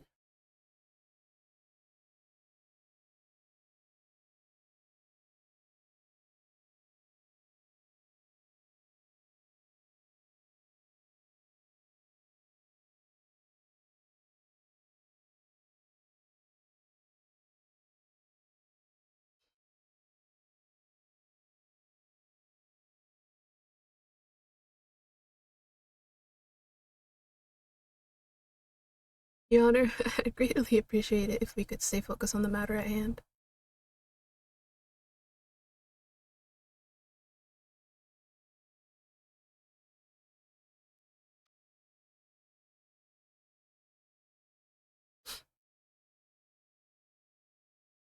You really mean to assert that there are no loose ends left to investigate? None at all.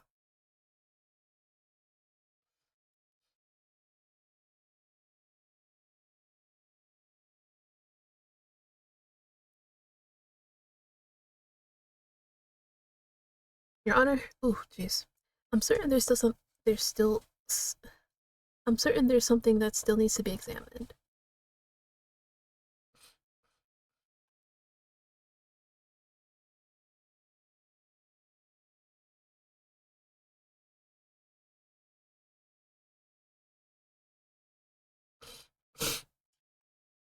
Are we talking about the kids?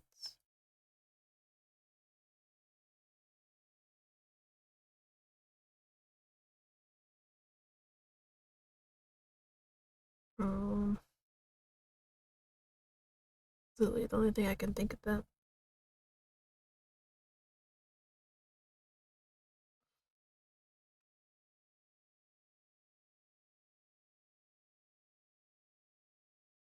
Nope. Um, or does it have to be the other one?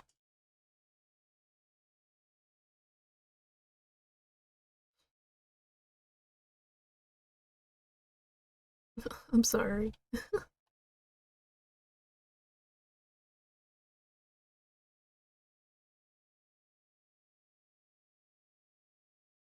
Um,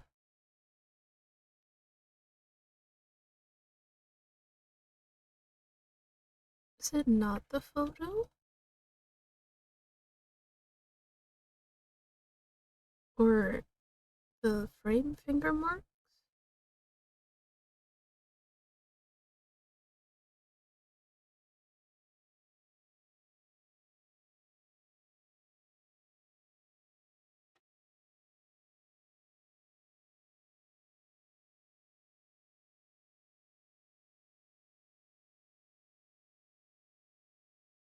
No, okay, maybe it's not this. Maybe it's not this one.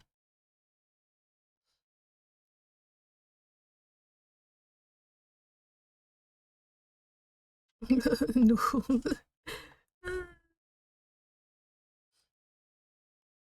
Okay, maybe.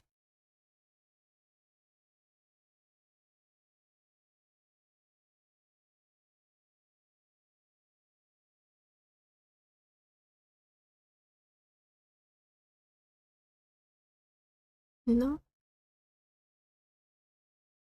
Um.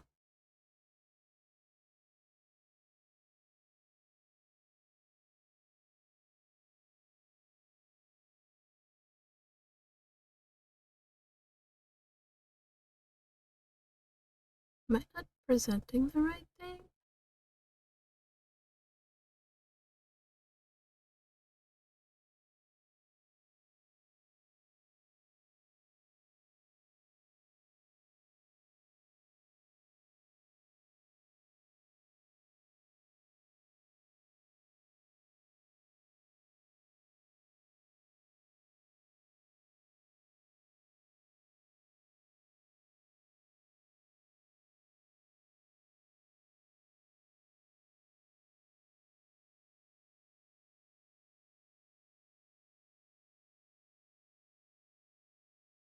No, because I already presented it to that one. If it's not, if it's not this, then I have no idea.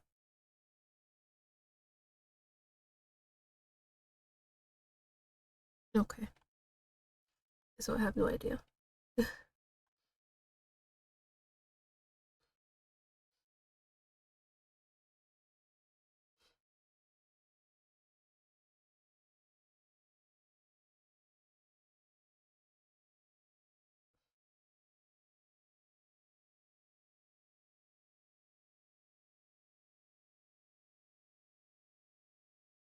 Alright, let me just press everything else then.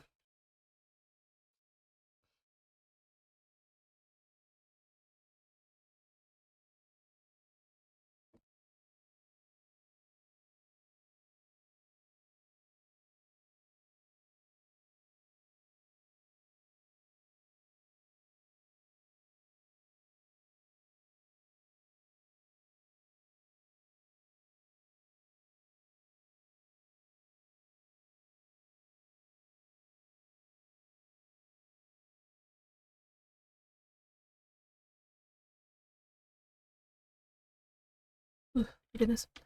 I believe it was a confession that sealed Mr. Tangaroa's fate in the end.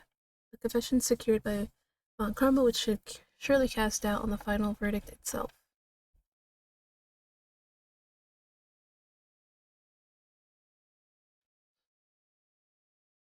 The incitement.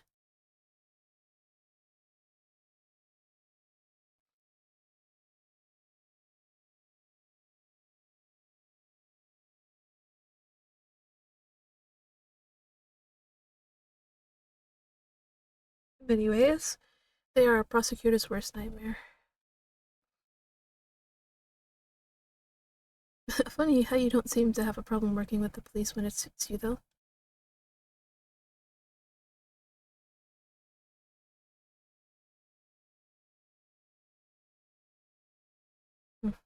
Mm-hmm.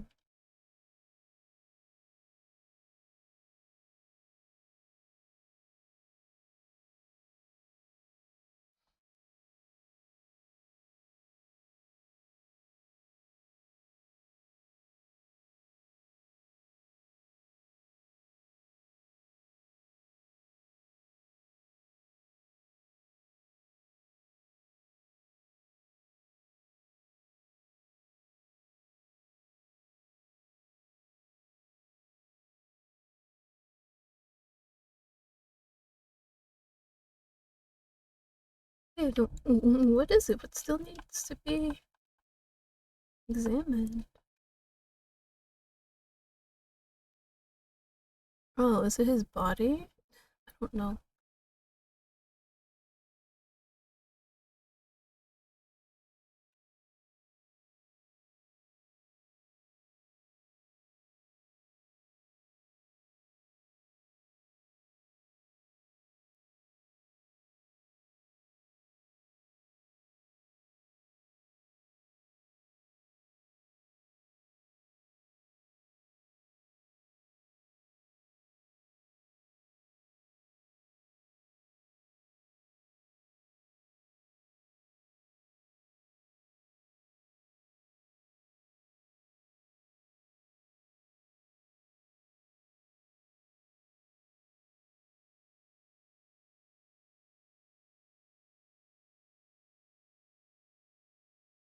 Oh my goodness.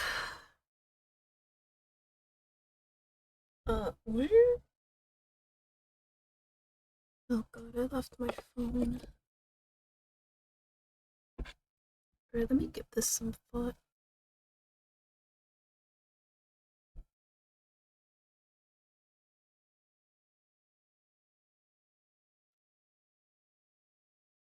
What could it be?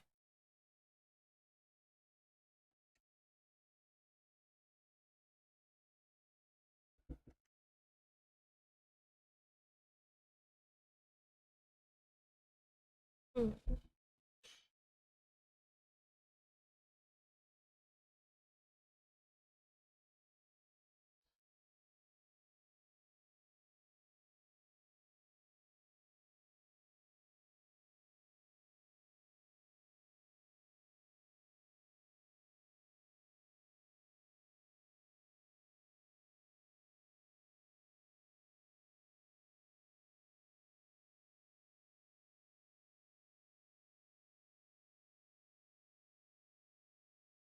I really don't know what is it.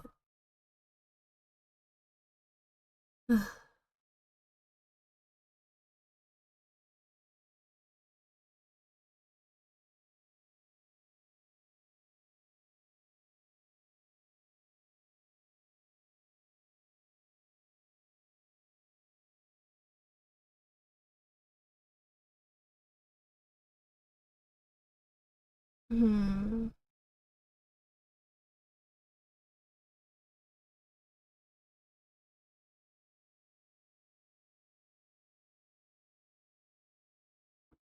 Let me see. Maybe we could try this, because they also didn't do the blood from it. Oh my goodness. Saved!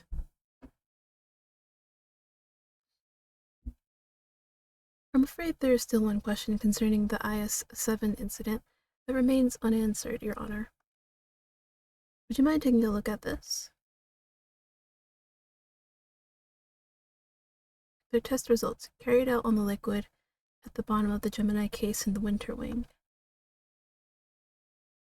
As you can see, traces of blood were detected. The question is, whose? Until that question is answered, I hardly think you can claim to have all the evidence.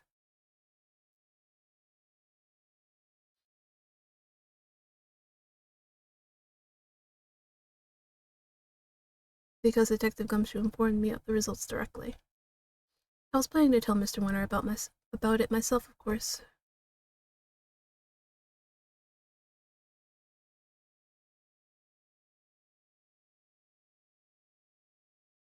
As ever, my interest is in the truth, and if mistakes were made in the past, they must be rectified. If you must report me to the committee, then so be it. But in return, we must be allowed to investigate this case to the very end.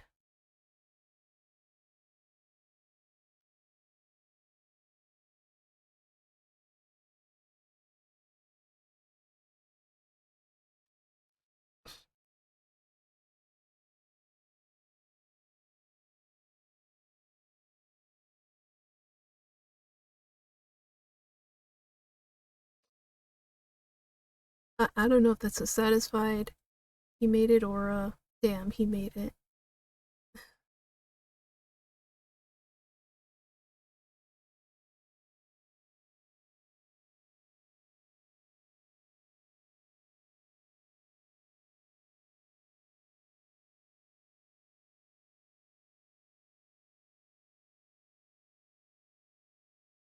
Prosecutor Miles Edgeworth at your service.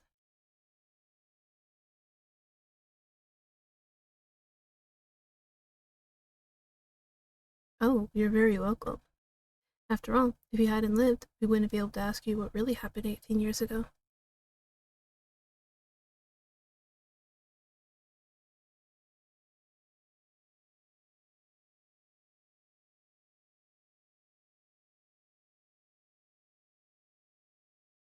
Miss Pound set up a very elaborate trap to catch Mr. Frost's murderer. A trap that involved rigging the Pisces case with a poison gas. Perhaps in light of that fact, You could tell us in your own words what happened back then. Watch him be like, nothing happened. Be like, sir.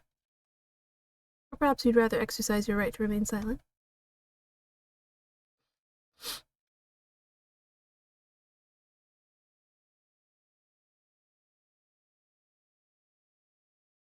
Except there's no sleeping involved in meditation, Kay.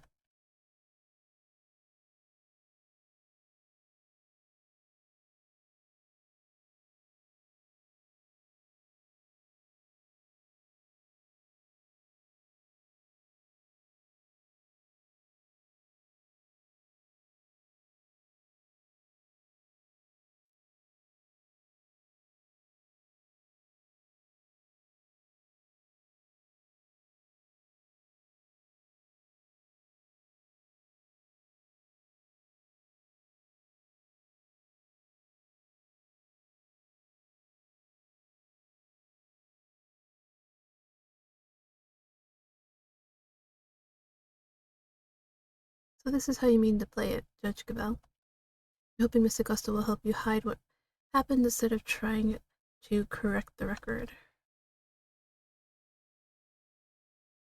Except it is us humans who make the actual judgment calls in a court of law. And so long as there are those who would use the law to their advantage, our rulings are fallible indeed. If you would use your position to further obscure the truth, then neither she nor I will forgive you.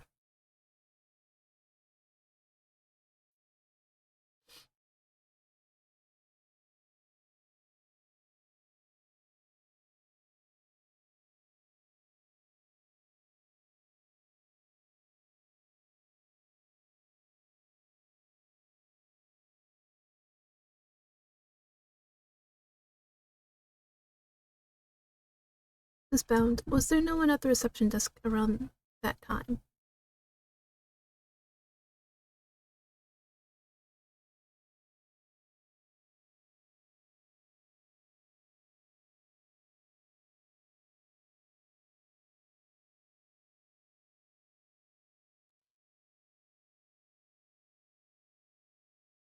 I see.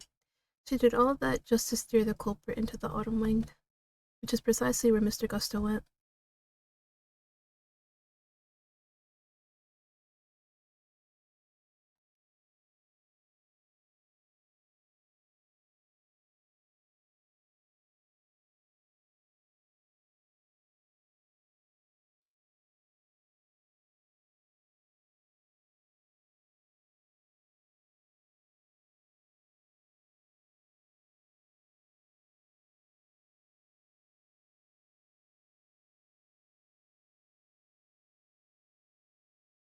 Fascinating.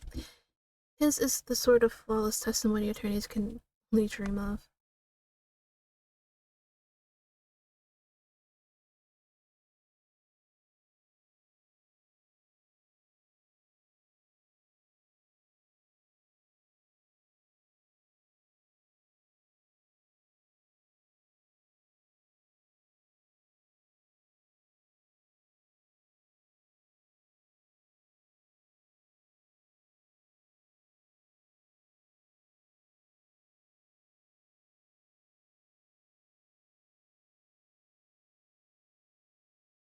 Miss Bound is far from blameless in this affair, and she will have to pay for her crimes.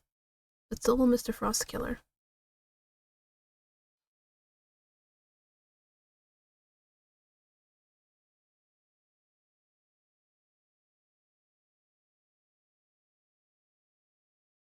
Mr. Gustav fell victim to the poison gas. That much is indisputable. Yet no matter how suspicious his actions in the present may seem, they prove nothing about the past.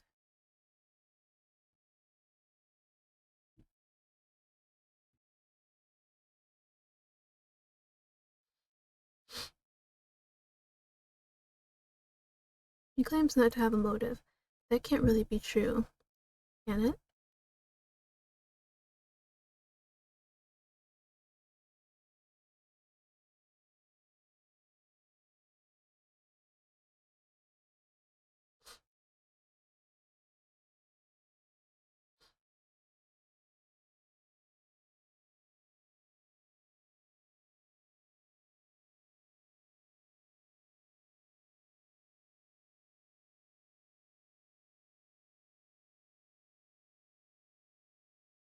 Yes, I think you might be right.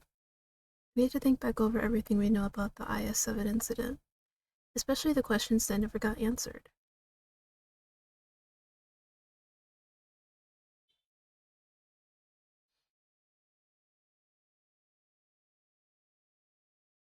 Miss Sloane denied that the finger marks on the frame were hers, but what if they were Mr. Gusto's? Perhaps he had wanted to take a look through the Ultimate Cookbook for himself.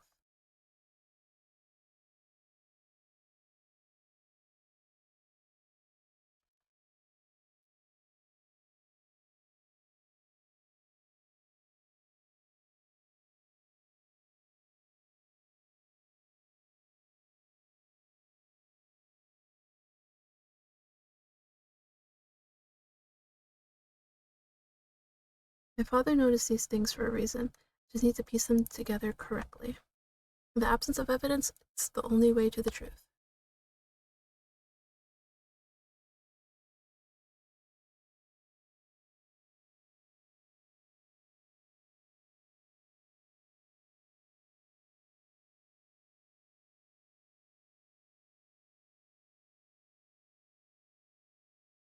Photographing the cookbook's contents would be the perfect way to steal its secrets undetected. And what if Mr. Gusto did just that? What if he used Mr. Tangaroa's camera to take to photograph the book? Oh my god.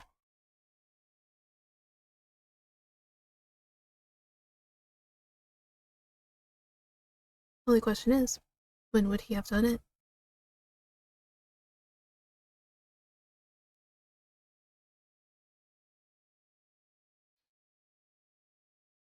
Which brings me to the next question.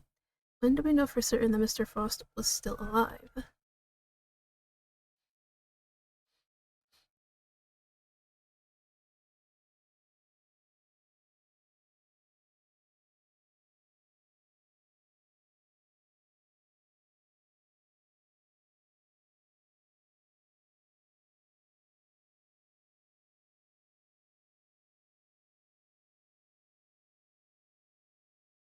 Mr. Frost had kept himself inside his room after the contest had started, but he was gone by the time Miss Scone snuck into it to sample his work, meaning there's a good chance he was murdered before the end of afternoon tea.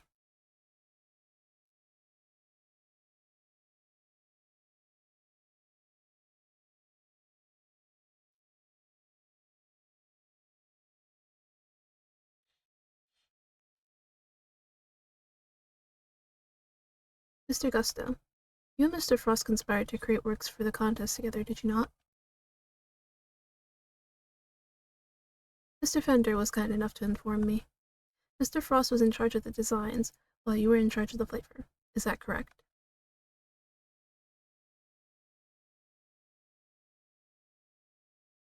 But you only collaborated up through the semifinal.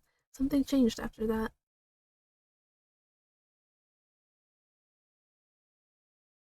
Then why did you help Mr. Frost with his entry for the final?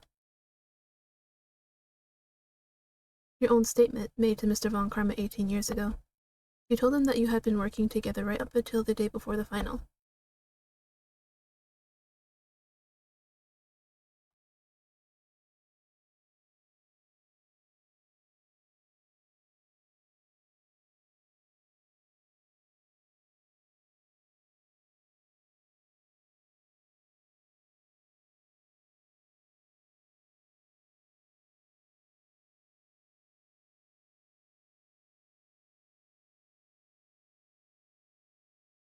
So, why didn't Mr. Frost help you in return,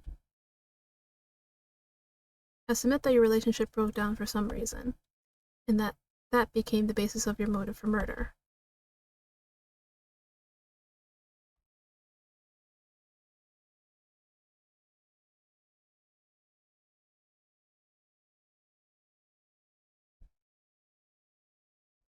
Right, kinda hard to imagine, but okay, if you say so.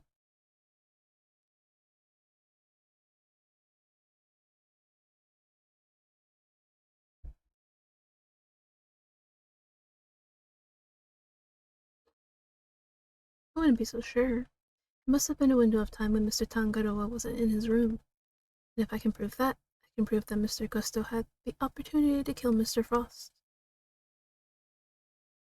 Last pieces.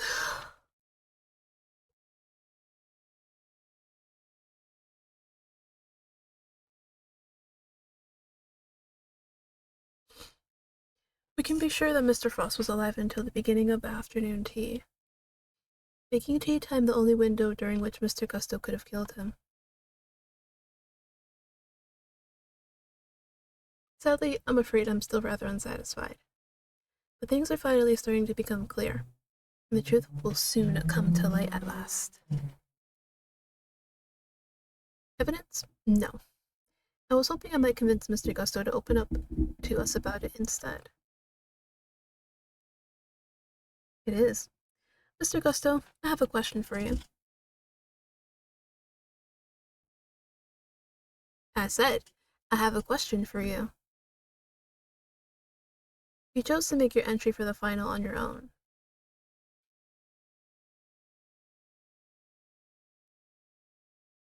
If that were the case, then surely you wouldn't have chosen to cheat in the first place. So tell me, Mr. Gusto, why did you feel the need to team up with Mr. Frost?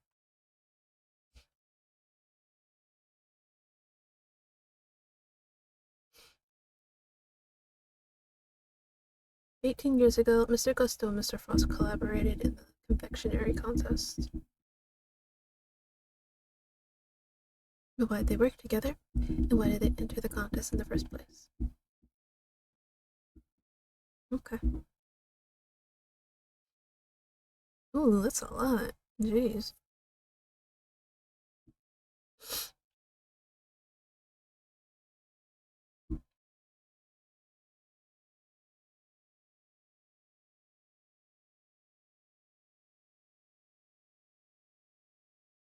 Inspired you to collaborate with Mr. Frost.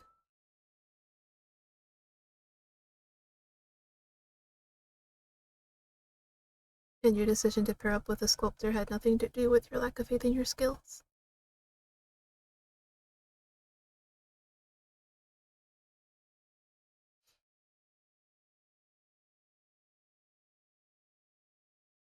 Um, oh good. Goodness.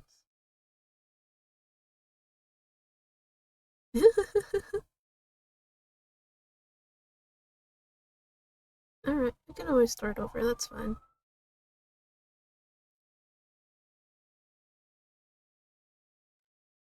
Yep, just skip it. Because we're running on time right now.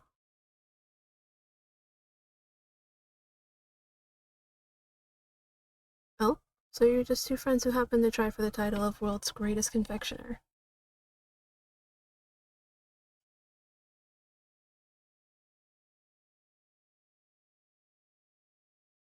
Up. Pretending to be asleep when the going gets tough won't work on me, I'm afraid. Mr. Frost was a sculptor, Mr. Gusto. I doubt he cared much about winning a title for confectioners. In which case, he probably had a different motive for taking part in the contest, wouldn't you say? Ugh.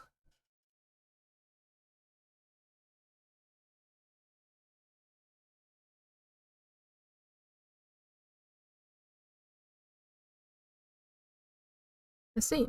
Since your objectives dovetailed so neatly, you decided to work together. But then something happened. A breakdown in your relationship, perhaps? If so, I must. I want to know why. I must.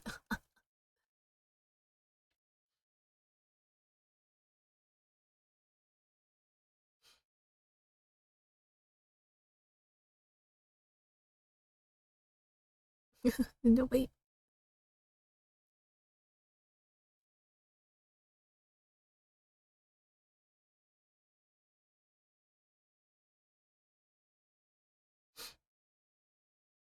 Yeah, I got my time back.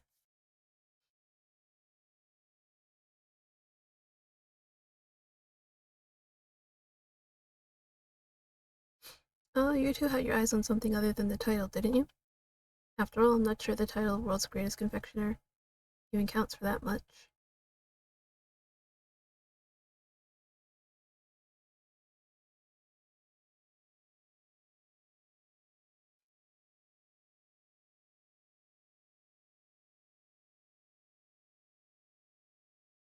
Oh no, it's not it. I'm sorry. I keep making mistakes. No.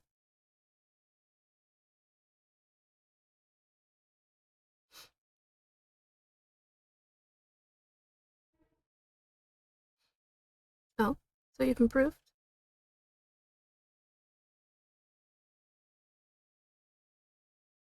Um,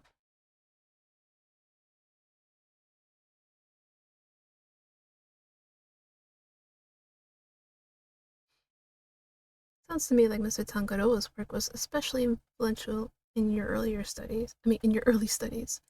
And with his recipe book, you might have even become the best someday.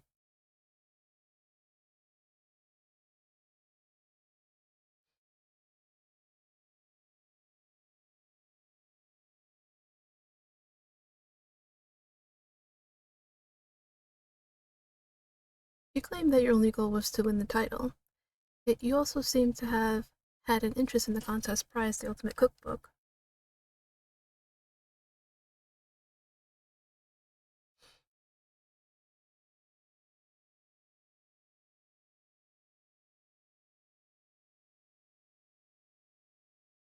Nothing, I suppose. Only that the book contained recipes for medicines, not desserts. And that everyone who entered the contest supposedly knew that.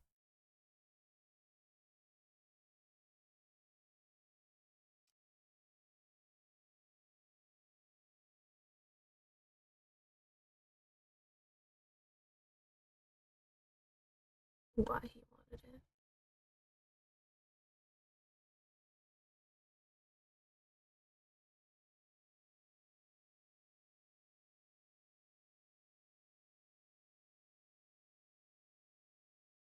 Oh, I'm sorry. Hold on. We'll get to it.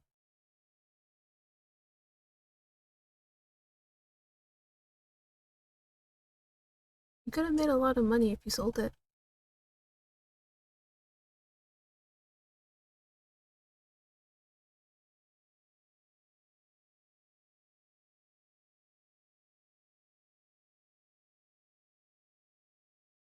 Come on, come now, Mr. Gusto. I think you know more about the Ultimate Cookbook than you claim.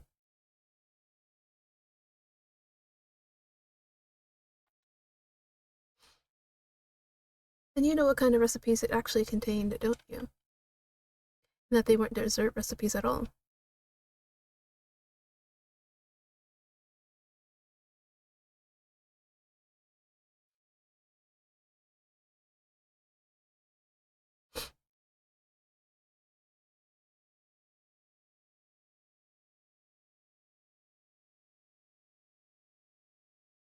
Alright.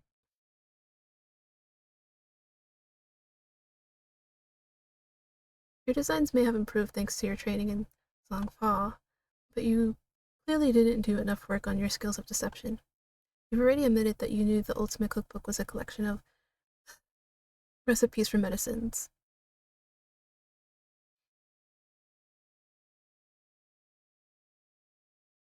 thereby making your interest not gastronomical but pharmaceutical.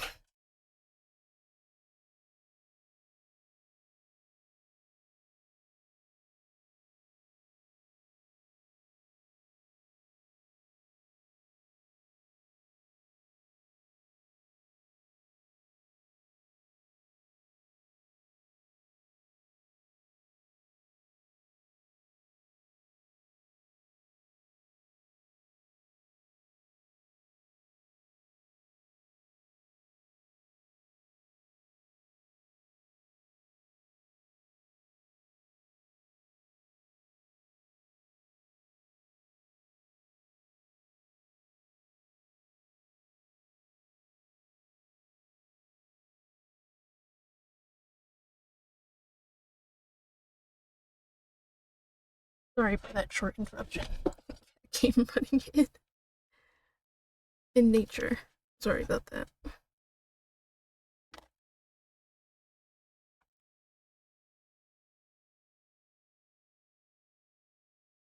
You're a confectioner, Mr. Gusto.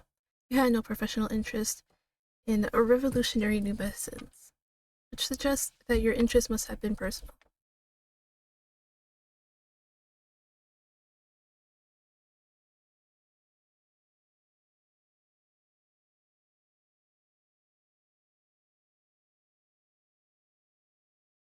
He was. Tell me more.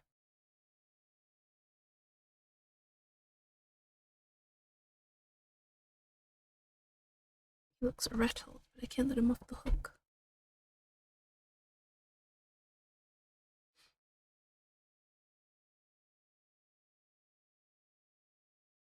Tell me more about your son.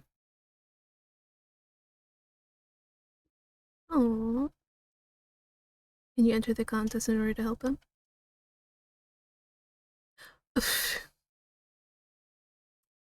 He's only 26. Chill out.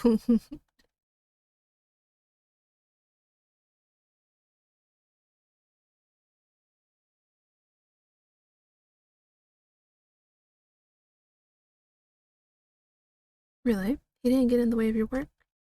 If you were trying to beat Samson Tangaroa, surely you didn't have time to look after a child.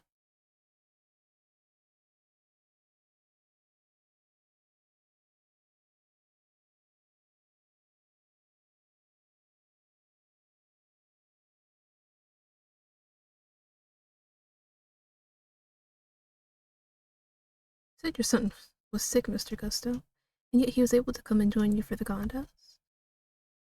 Right, that's a little weird. Like, if your son is sick, normally you'd want to keep them home to, like, prevent agitating anything further.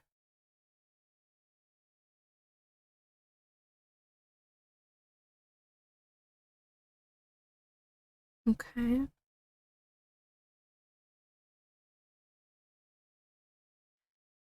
Could you tell me the name of the disease your son suffered from?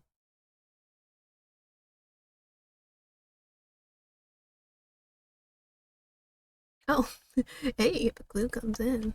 You've already shared with me that your son's illness wasn't life-threatening, so why are you so reluctant to share any further details?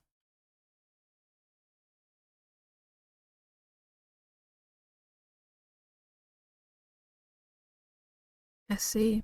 It must have been very hard on both of you.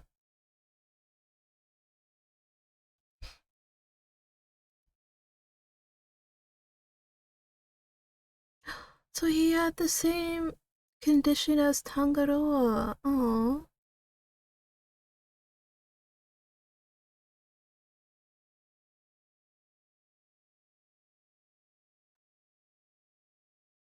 as I understand it, the Ultimate Cookbook contains the recipe for a very particular medication, one that Mr. Tangaroa used to cure himself of his own taste disorder. Two, you say? So your son has a taste disorder then, am I correct? So his son's is sweet. He can't taste sweet things. And Tangaroa says he can't taste salty things. Hmm. You've been asking me to believe that you needed to win the cookbook in order to cure your son. Was that really the case? I'm saying that I'm not so sure that's true based on everything you've told me. I don't have a clue as to how to proceed with this line of questioning. Okay. So you needed the cookbook to cure your son.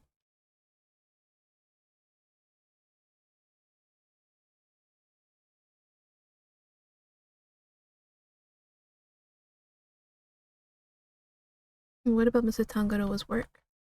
Surely that tea break gave you the perfect opportunity to go steal a glance at it?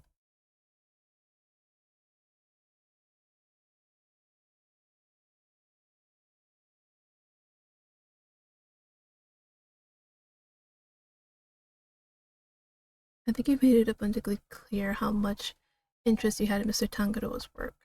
What's more, if you were that determined to win the ultimate cookbook, I seriously doubt you would have passed up on a chance to take a peek at your competitor's entries.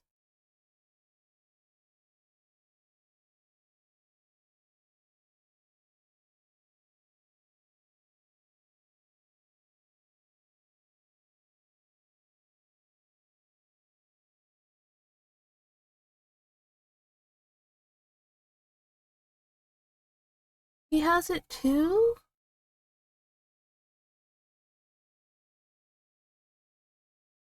Okay. We'll just skip through all this because we've been through it. Yeah. So both him and his son have a taste disorder. Oh, so it's genetic, kinda. Oh, so that's what he meant by two. Taste disorders are difficult to live with. It isn't easy not being able to enjoy your food. You should know. After all, you just told me you'd experienced something like that during the contest. You said that nothing you sampled had any flavor. Those were your words, correct? Which would seem to suggest that you were suffering from a taste disorder.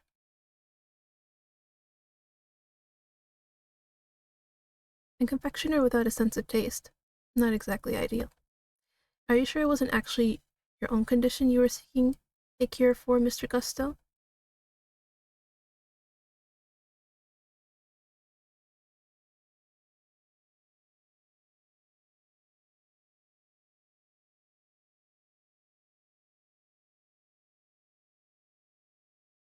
Sorry, but I'm afraid you're contradicting your own testimony. You already admitted that you and Mr. Frost had worked together during the contest. It's too late to claim you did it all on your own now.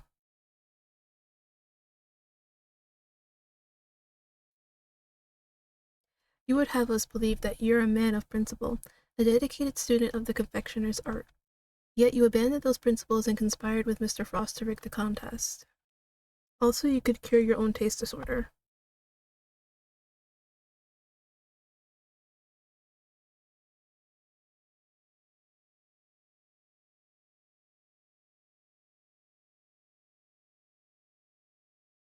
Sadly, you can lie to others, but you can't lie to me. Both Mr. Both Mr. Gusto and Mr. Frost entered the contest hoping to obtain the ultimate cookbook. With the medicine that would cure Mr. Gusto's disorder, and the money it would bring in for Mr. Frost. Thus, an uneasy alliance was forged. And that, I believe, is checkmate.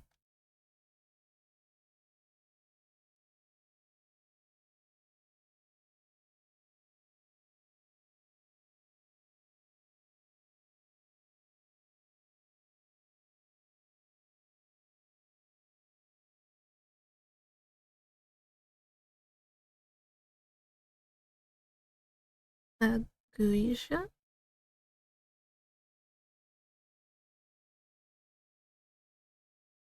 No, Aguisha?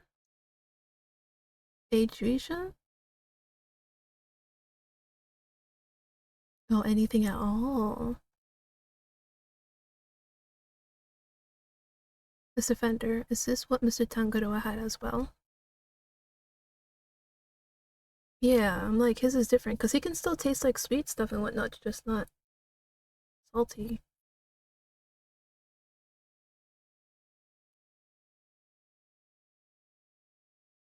Yeah, this is different.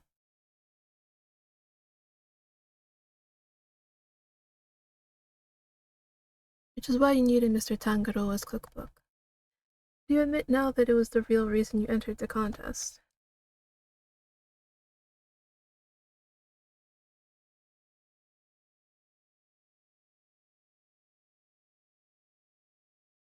Oh? So you went into the final thinking you stood a good chance of winning. What was it that Fender said about what Mr. Tangaroa thought of Mr. Gusto's creations?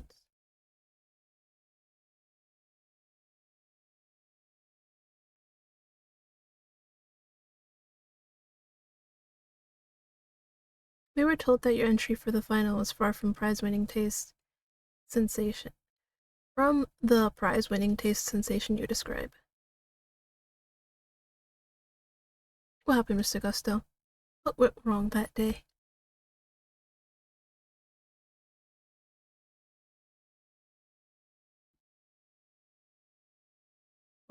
Jeez.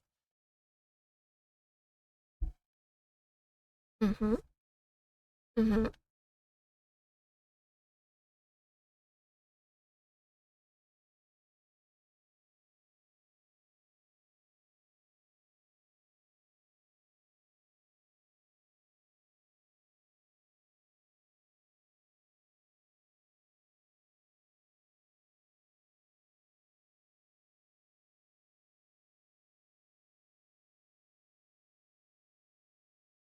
True.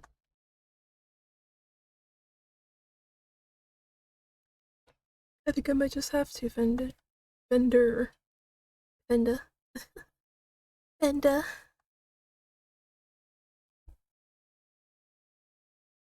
Yeah, we know that.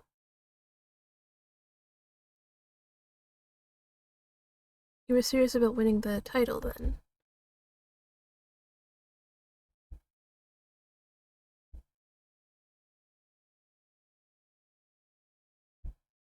The title wasn't the only thing you wanted. There was the cookbook too. And you wanted the book even more than you wanted the title. Isn't that right, Mr. Gusto?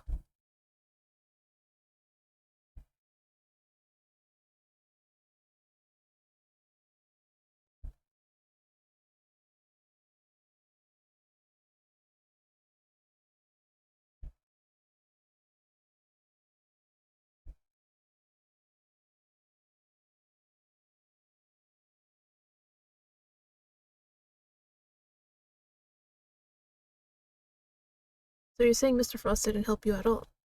But he'd help you up until then, correct? It's a bit strange for him to stop so late in the contest, no?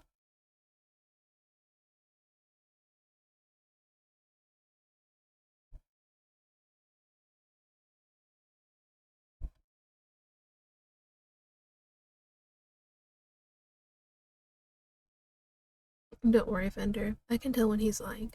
No doohickeys assistance acquired. Doohickeys, oh god. Honestly, I want to hear Edgeworth's voice actor say doohickeys. I really do.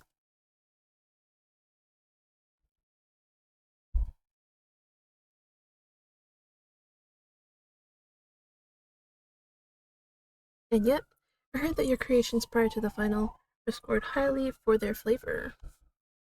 So what went wrong?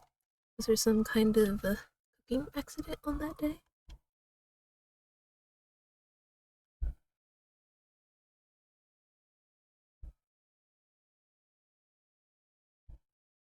But Mr. Frost's entry was complimented on its flavor.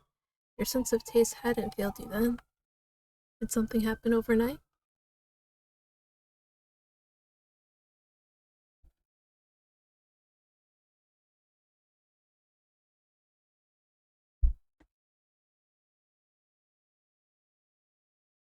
Uh, we could ask about the semifinal or ask about Mr. Frost.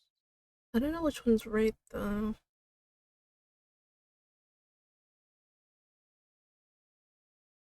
I mean, what else would he tell us about the semifinal though? I'll do both, because I'll probably have to anyway. You knew Mr. Frost from before the contest, correct?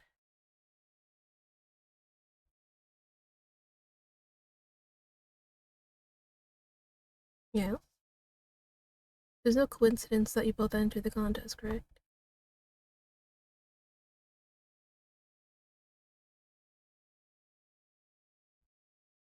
That's right. Mr. Frost was supposedly always in financial trouble, wasn't he?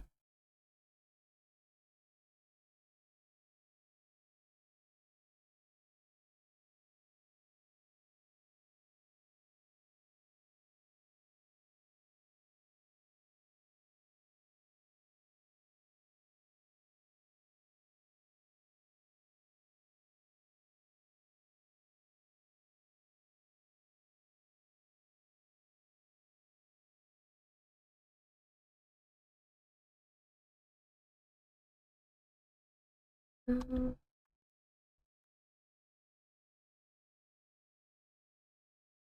okay, let me just do this again. Let me ask about the semifinal.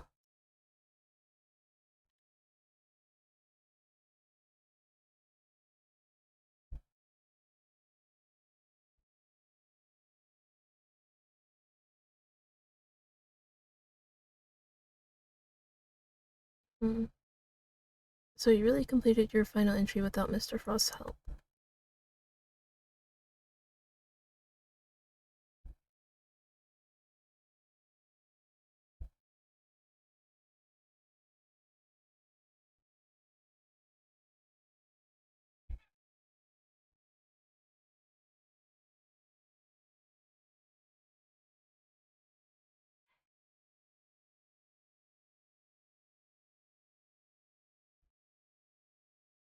Hmm.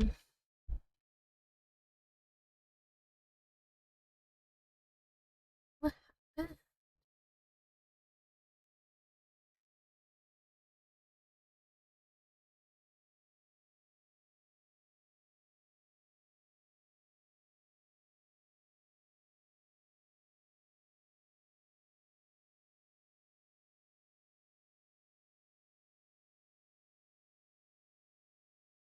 Maybe this?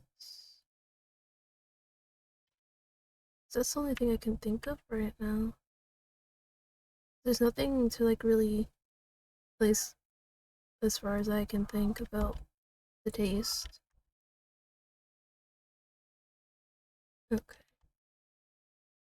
Alright, just let me skip so we can get back to the other one.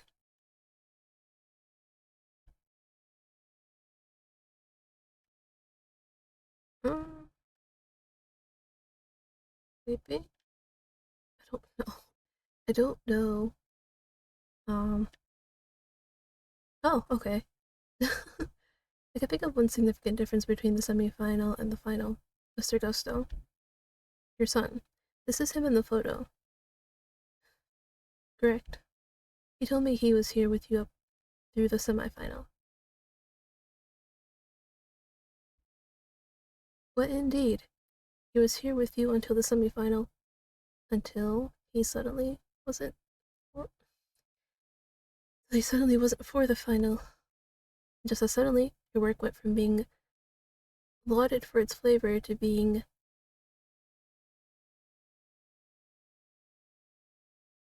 lambasted?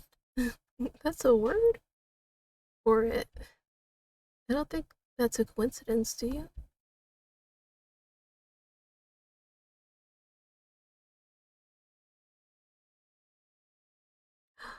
His son? Ooh.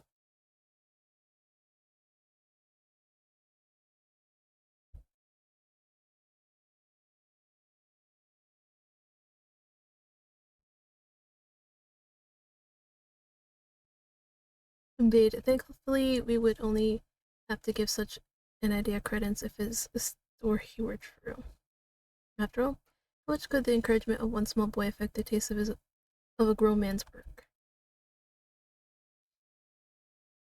Okay, Mr. Gusto prided himself on the flavor of his creations, but then he lost his sense of taste. Must have had a tough time maintaining his high standards after such a daunting loss. I mean, devastating loss. Unless. I'm sure your son was here to cheer you on. That wasn't all he was here to do, was it?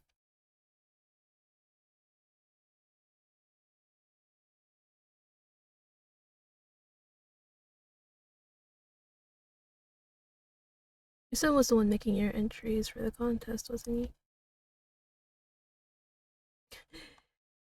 I mean, look, it was one of them. It's either.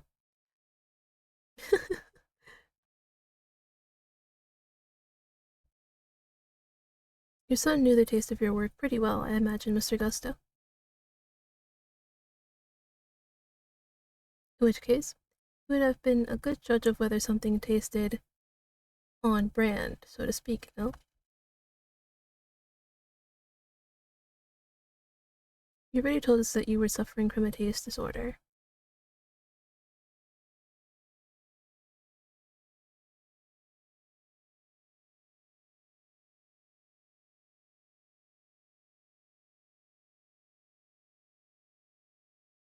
No one knew about your condition. Indeed, I doubt Mr. Frost would have wanted to continue collaborating with you had he found out. After all, it was your job to make sure his creations tasted good.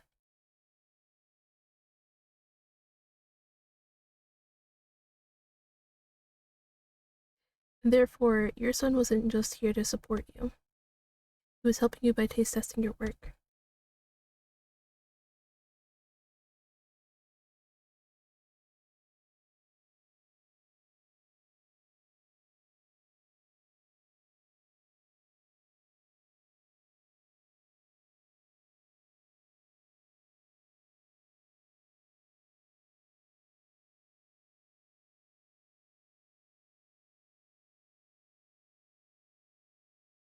Did you know?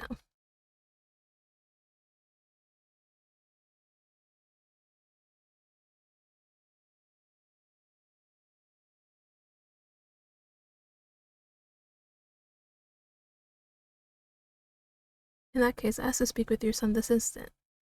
Let's see how much of your story he can corroborate.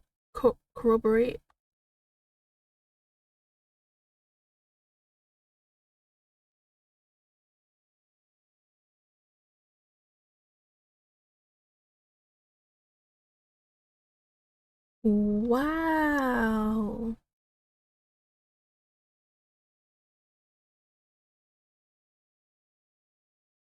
You abandoned your own child.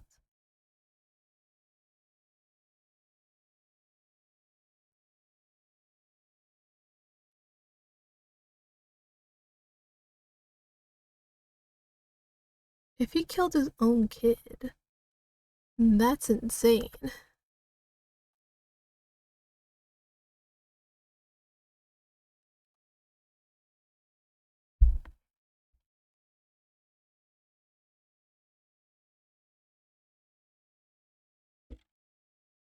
Yes, she can. What do you mean? She has a twisted sense of justice. Ma'am, what do you mean you can't judge him for that?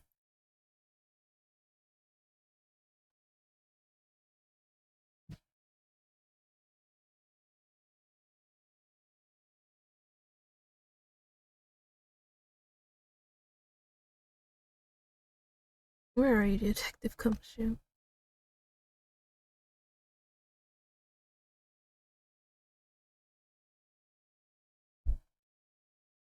It's the last piece of the puzzle, I'm sure of it. Once we know whose blood it is.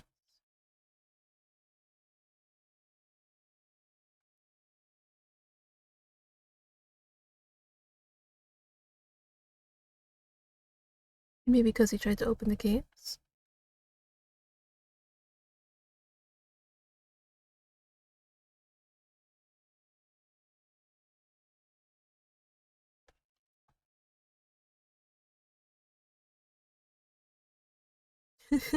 Speak of the devil. I take it you have the test results, Detective.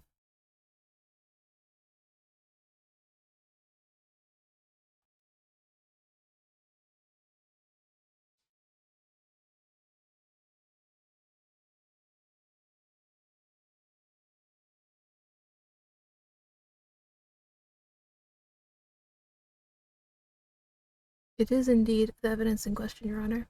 It needed testing, so I asked him to carry it out.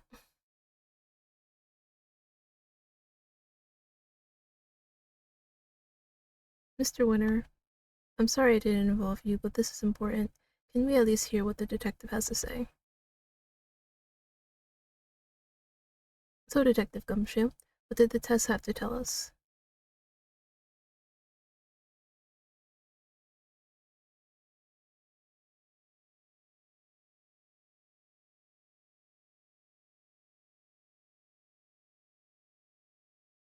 Thank you, Detective. You've been very helpful.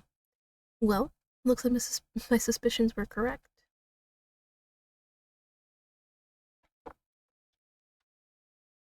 Please, I'm confused too.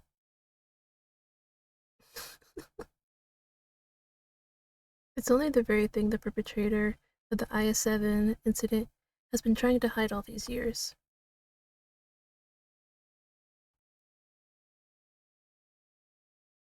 The fact that your blood was found inside the Gemini case, Mr. Gusto,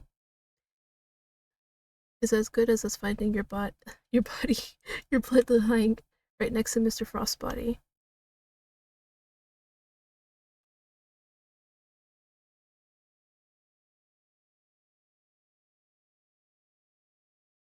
If you won't answer her honor, Mr. Gusto, then I will. It wasn't just blood in the liquid from the Gemini case. There were traces of salt and sugar too. And if you remember, one particular part of Mr. Frost's work was allegedly very salty indeed.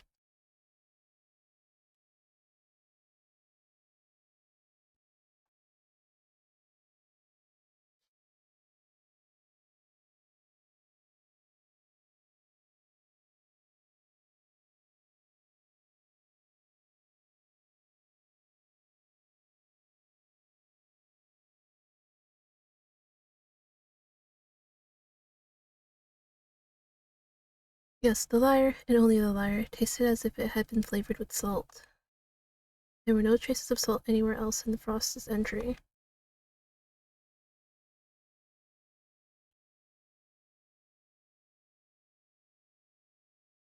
I'm just guessing his blood.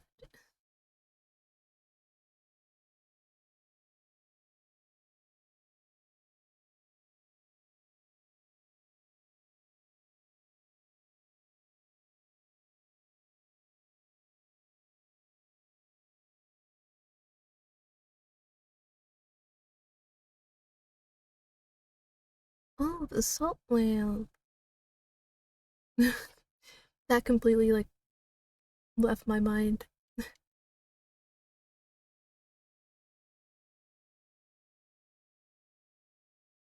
Indeed, and I believe that the salt that gave the lyre its flavor came from such a lamp.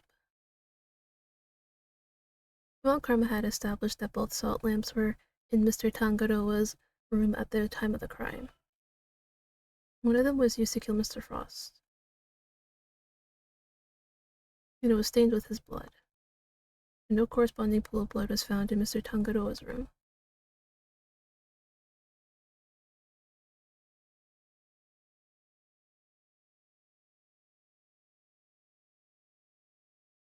Furthermore, aside from the lyre, no traces of salt were found anywhere else in Mr. Frost's room either.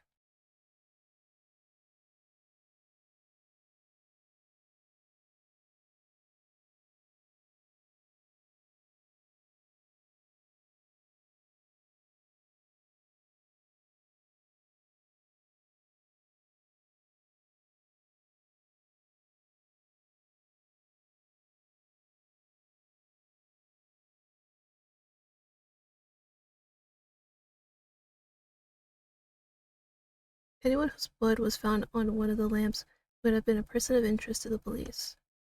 So the killer needed to hide the blood somehow, and in a way that wouldn't arouse suspicion.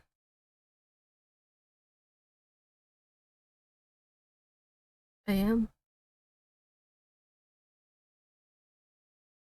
I suspect that the bloody salt was somehow applied to the lyre so that it could be hidden inside the case. Because unlike the fountain water, the sculptures would have needed more time and care to test properly.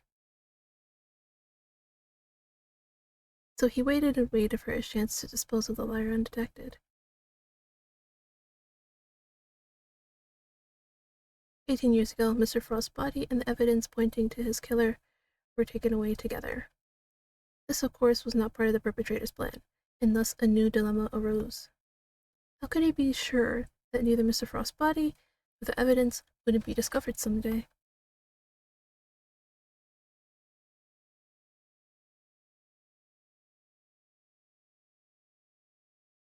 Well, Mr. Gusto, are you finally ready to admit it? That you're the one responsible for the IS-7 incident?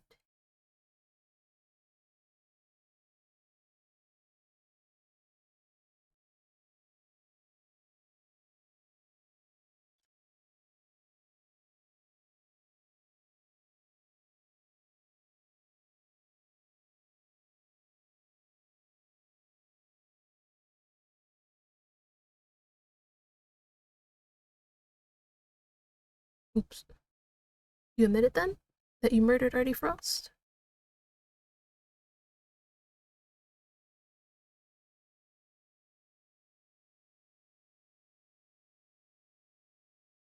What do you mean by that?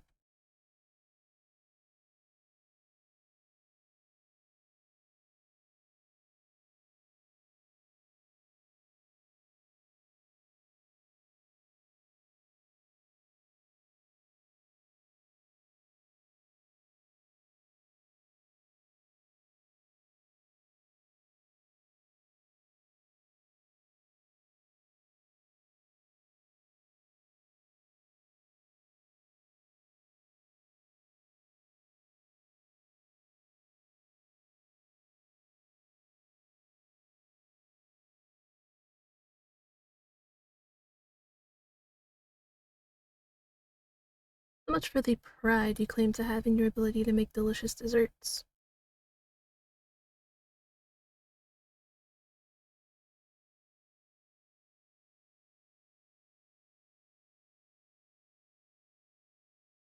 You're right. I don't understand. Do you take pride in the fact that you resorted to murder? Or that you abandoned your son? Why would I want to understand someone who could do such things?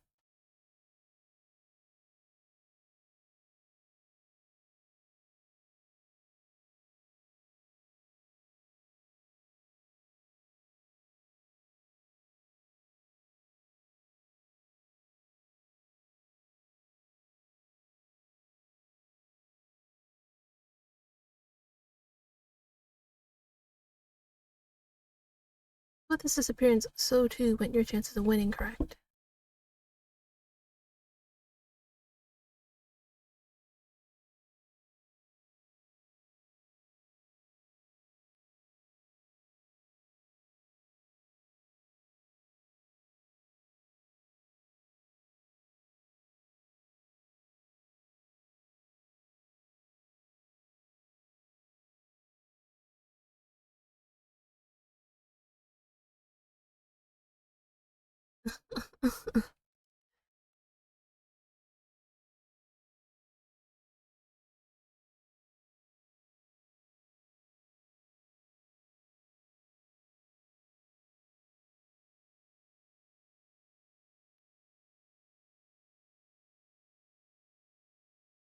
Oh, you know what?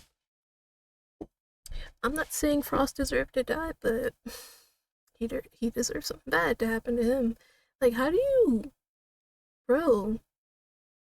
What is this arrogance? What is this? What is this? Like I said, I'm not saying he deserved to die, but he deserves something.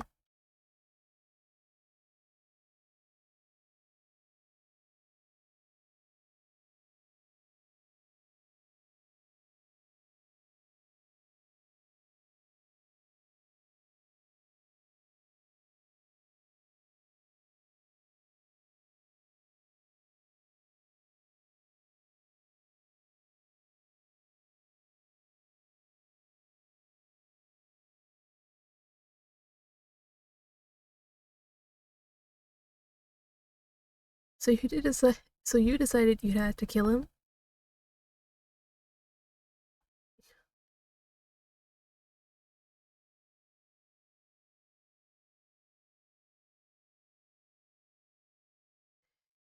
I mean, in a sense, kinda, maybe.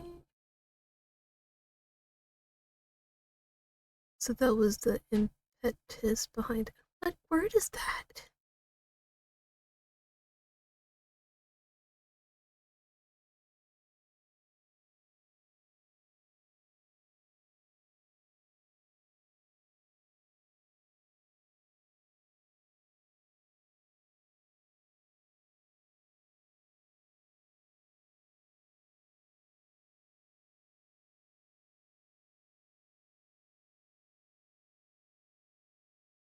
Okay, at least that.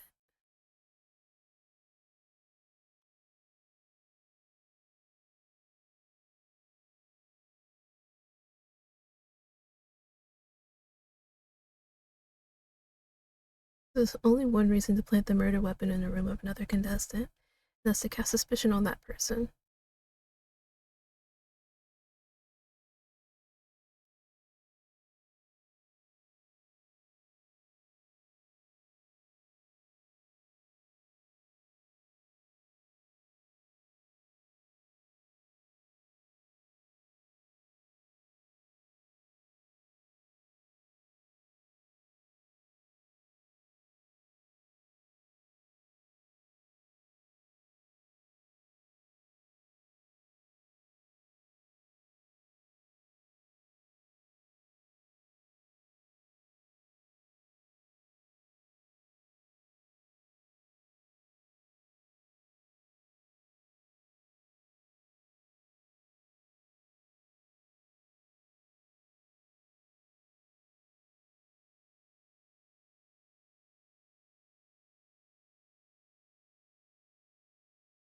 All of them sound like reasonable reasons. Um,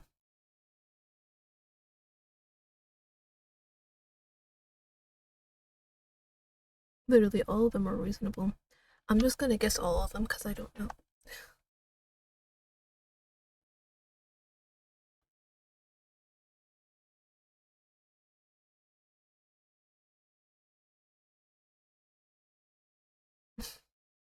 I guess not.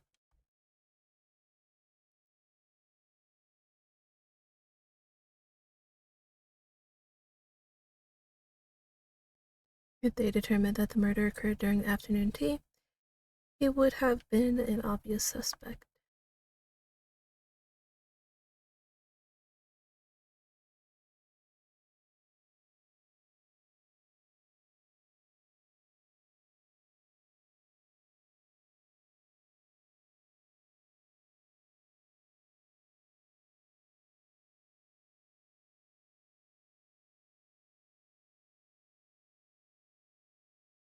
The sooner it was found, the smaller the effect of freezing it would have had on masking the time of death.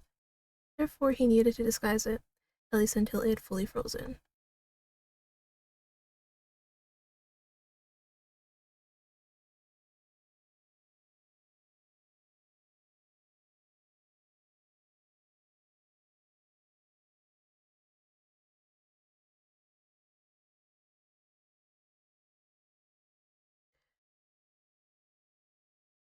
Well, technically, if Miss Scone didn't take nibbles out of his stuff, the plan probably still would have gone right, I suppose. All of y'all are to blame. All of you.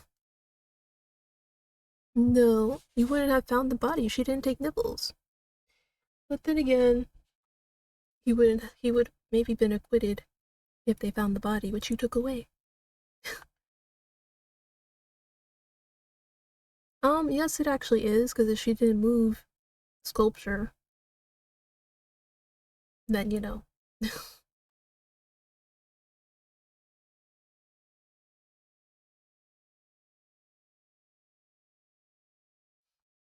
I mean, true, but like I said, everybody here is to blame.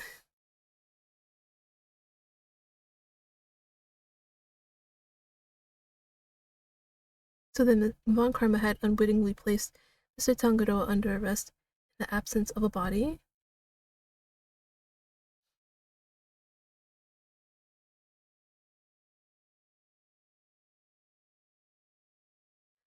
Not if someone had been deliberately distorting the facts of the case, though. Either way, it seems that Von Karma didn't know about the body until after the arrest had been made. But admitting that would have spoiled his perfect record. So he kept it to himself and proceeded to prosecute Mr. Tangaroa regardless.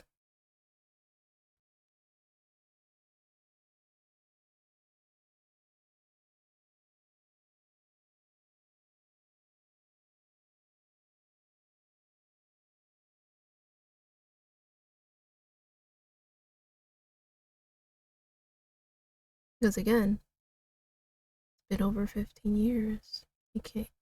It's been past 15 years. You can't arrest him for anything.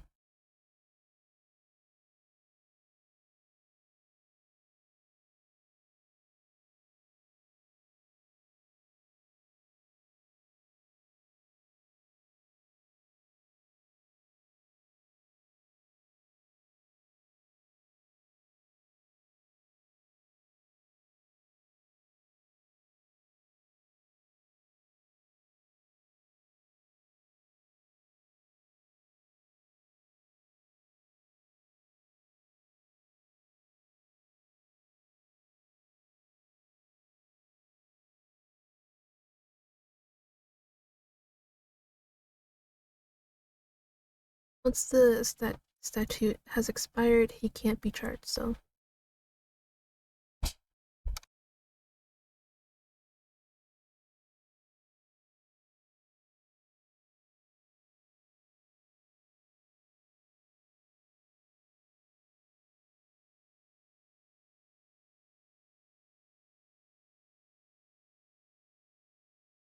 we finally proven that the police never had Frost's body in their possession.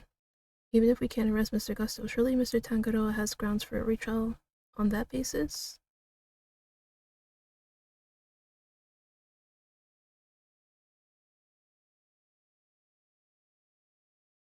So the committee means for the verdict from 18 years ago to stand no matter what.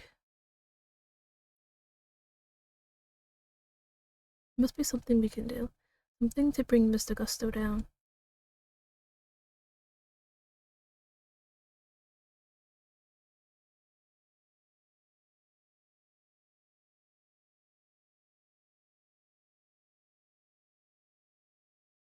I didn't look at this in full.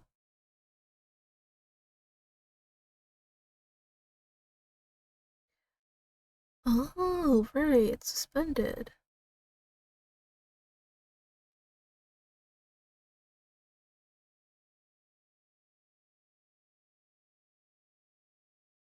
And how long has he been in Zongfa? Hold up. Wait a minute. Wait a minute.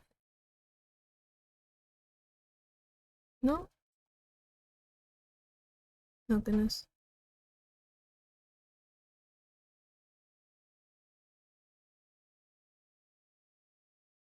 Maybe it's not that one?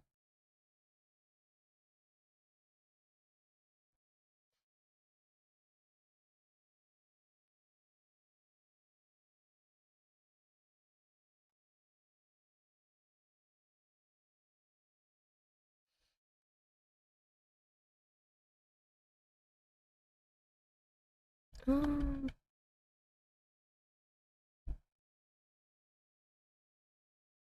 I'm pretty sure it's the book. No?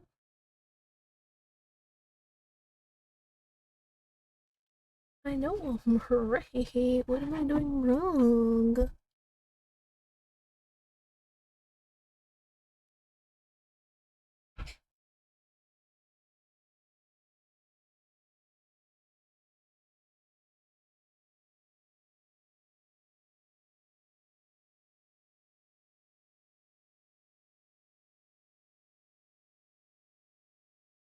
Armchair attorney.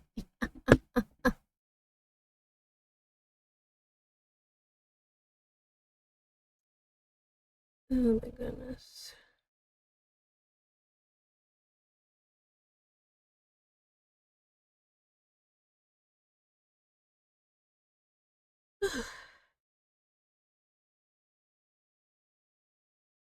um, Statement would it be?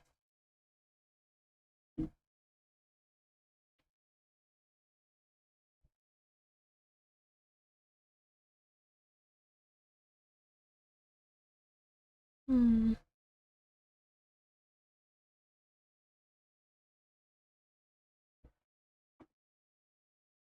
Alright, why don't we just start by pressing. And yeah.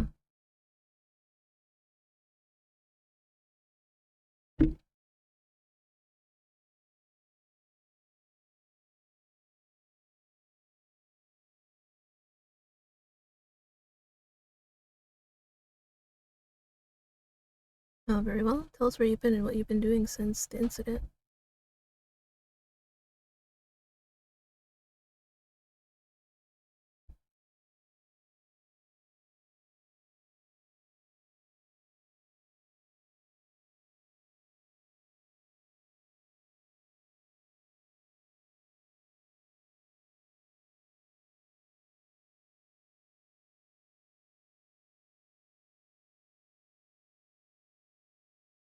Ooh.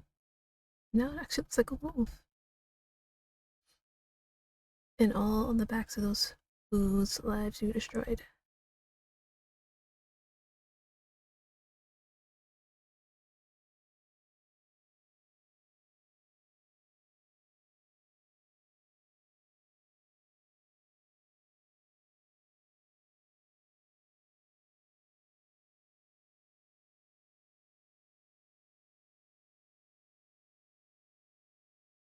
I'd like you to tell us more about your training in Zongfa, if you wouldn't mind.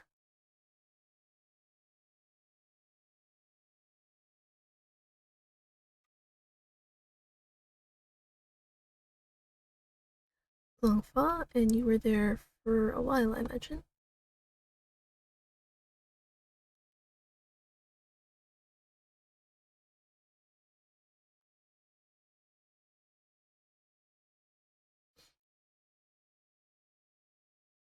Well, it's actually a dragon this time.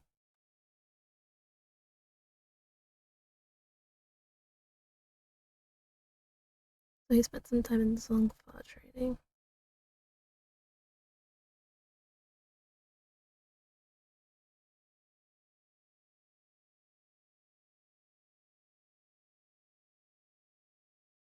Maybe now?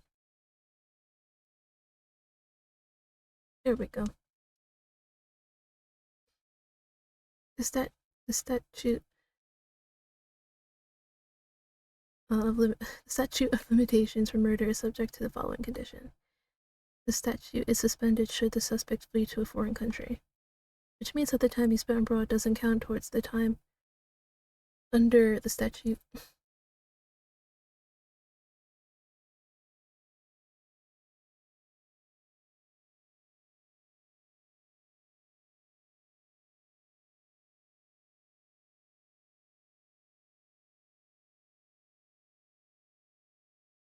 Oh, so they're still telling you.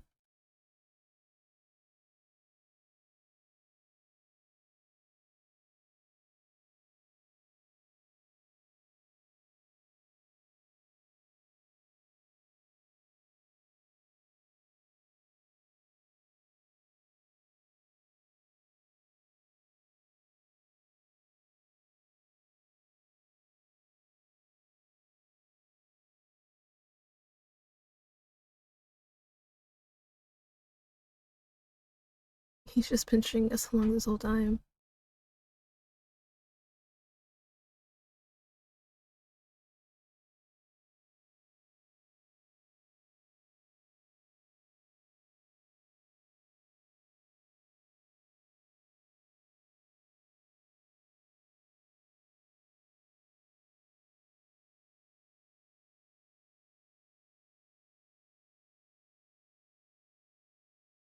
Page 1 minute, but he'd read the board well when he made his confession.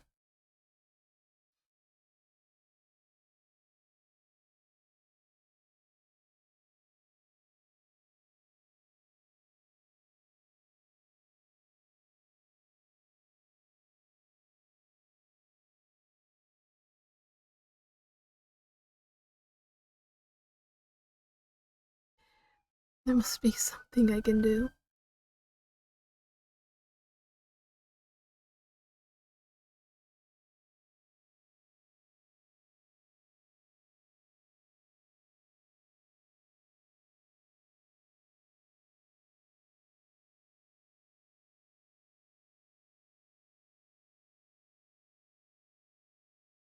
He said, no more, no more, Judy.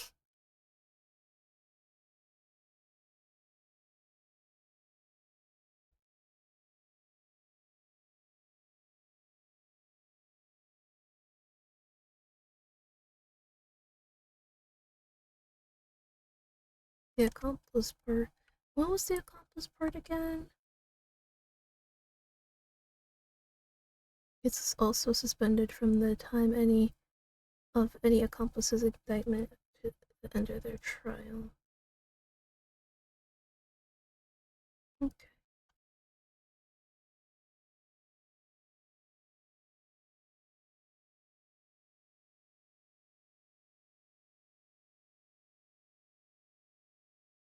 Bender, are you?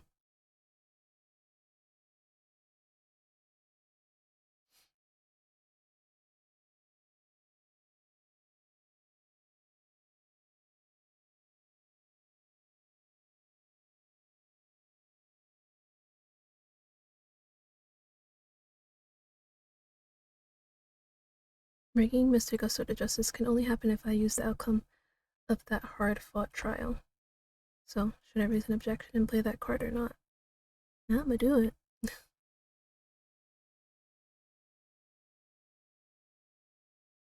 My father, Mr. Von Karma, one sought to reveal the truth, the other to hide it. I know which path I chose to follow. One that seeks to reveal the truth.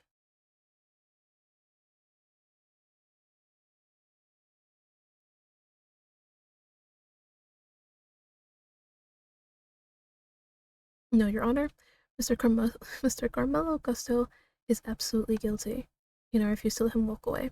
His crimes un- are too unspeakable to go unpunished. I do.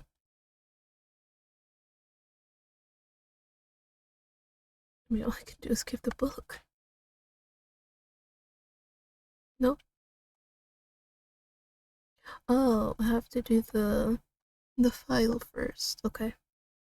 Hold on.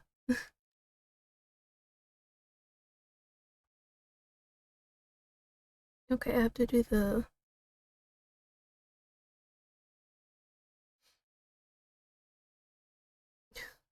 I did not realize I had to do the file first. File first. Um, is it the case overview? No. Suspect data.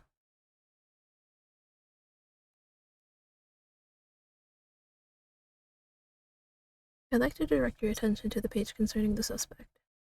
As you can see, Samson Tangaroa was convicted as an accomplice, and it took around 1 year from his indictment for that verdict to be reached. The book you gave us details certain conditions pertaining to the statute of limitations for murder. One of them, as I mentioned, is that the statute is suspended if the suspect flees the country. And another states that the statute is suspended from the time of any accomplice's indictment to the end of their trial.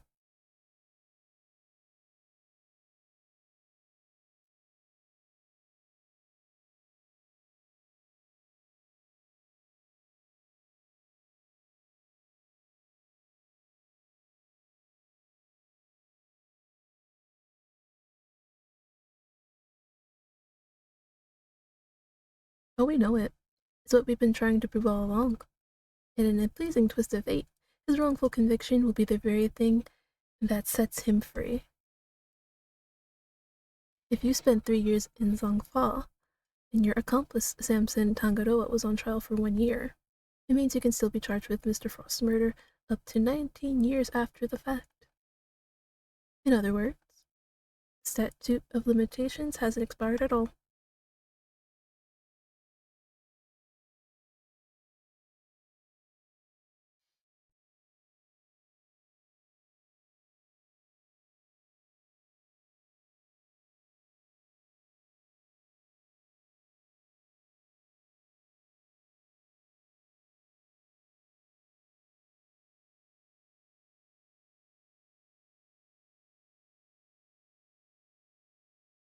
We finally got him, guys.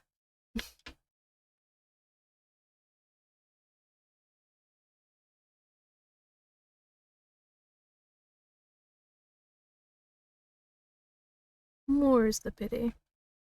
But you can't run from the law forever, because the bills come due at last. See, this is why you just don't kill people. Just don't kill people.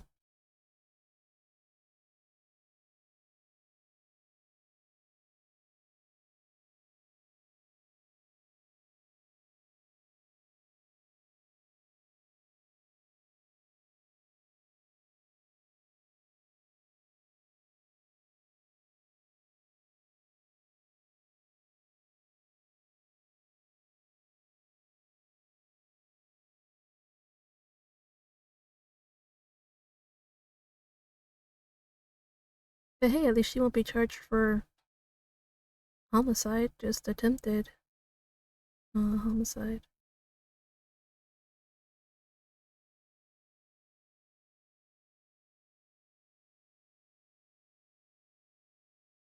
I'm afraid there's no escaping the consequences of your actions, Miss Bound. But those actions were born of the legal mistakes that were made all those years ago. We all know that. So allow me to apologize in return, on behalf of the prosecution.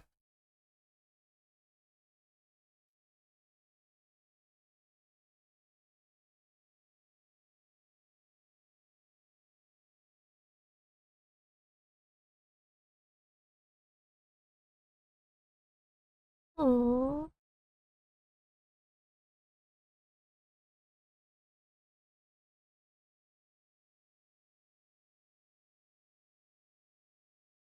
I'm glad he's finally getting out. Cause man, they were torturing that poor dude in there.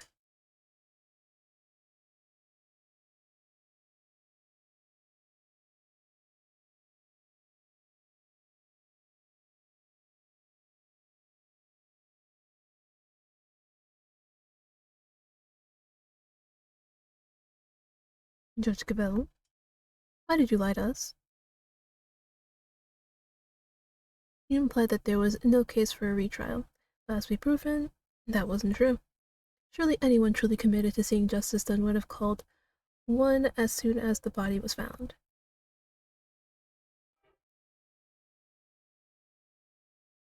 And you clearly have no intention of doing so either.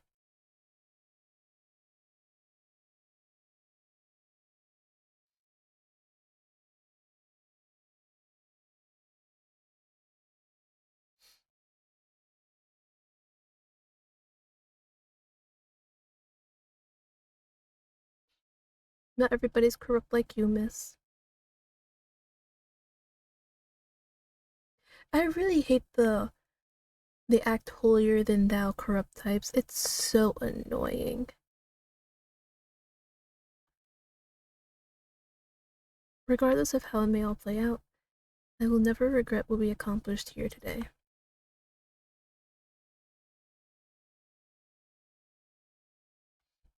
Yes. My job is to bring the truth to light, Mr. Winter. Not only as a prosecutor, but as a person. I wouldn't expect you to understand.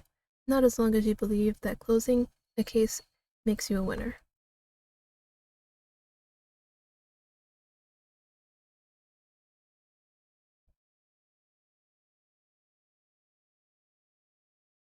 Eustace still has a lot to learn, is all. Yes.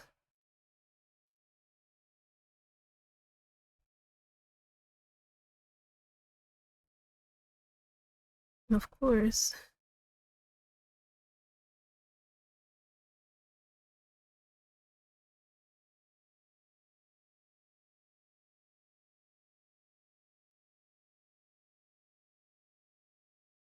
Though I am loath to admit it, their sketches did come through for us on more than one occasion. Not that I'm about to tell them that. Come on, give them a little credit. Just a little.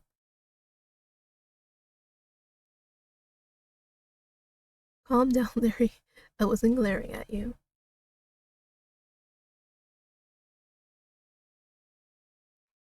He was?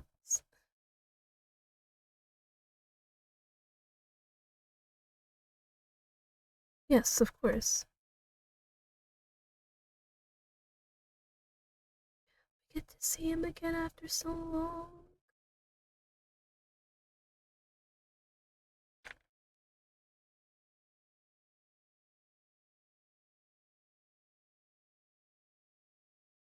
Right.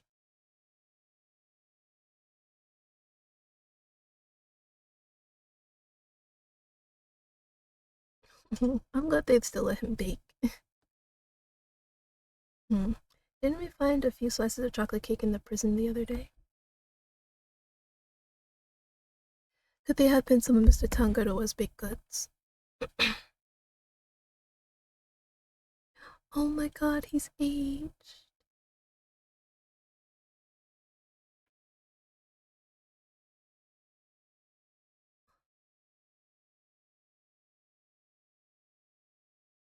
Prosecutor Miles Edgeworth, at your service.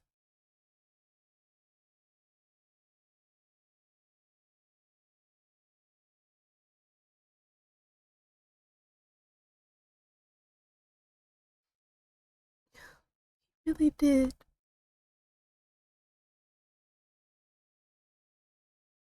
Don't worry, Mr. Tangaroa. Mr. Fender has explained everything to me. You can see that prison has aged him.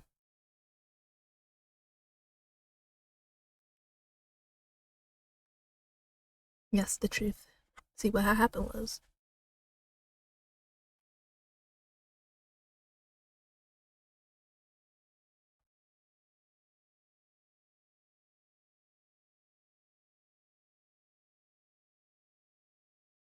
now, Mr. Tangaroa, I think we all know that's not true.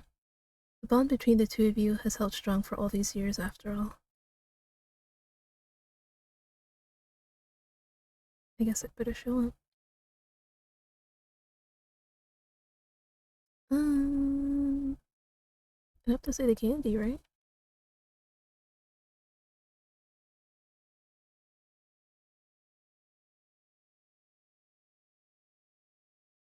Yes, she did. Miss Bound continued making them just as you taught her, even after that fateful day, so that there would always be some waiting for you when you finally came home. Oh, oh no, I'm getting teary. Very much so, I'm afraid. Only wish we could hand them to you, which would be a clear breach of prison policy. Not that I have the authority how to stop them anyway.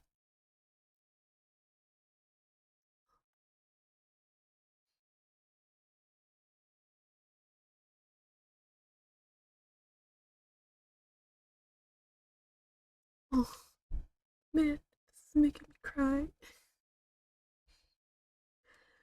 Literally, even found family can be just as thick as blood family, man. Oh,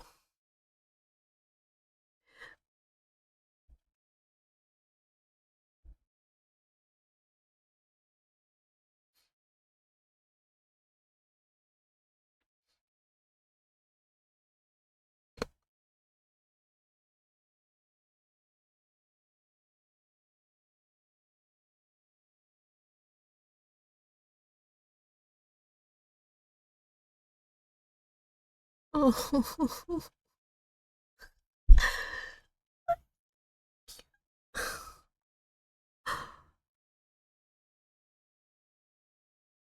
oh, heart.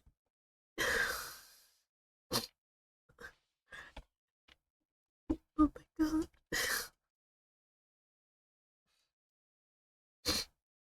The family thinks so much. The IS-7 incident. It's been 18 long years, but this case we inherited from my father is finally coming to a close.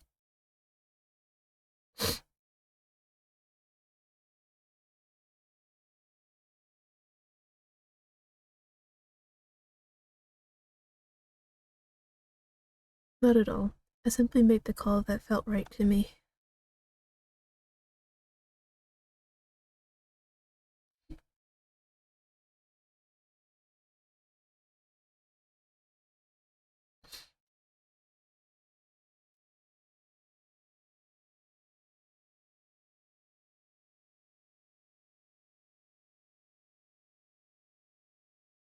Yes, and I'm sure you will.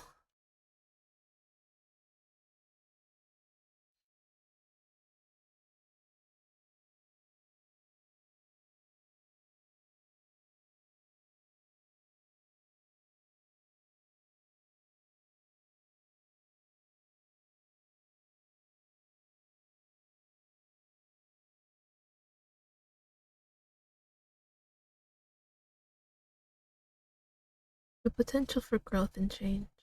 From people and in the law, huh?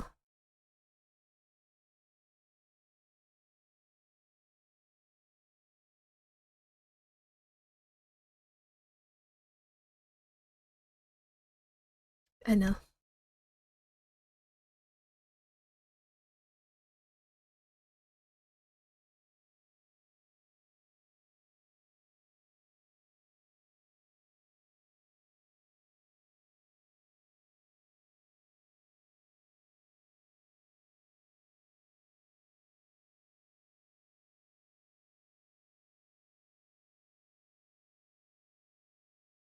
He did.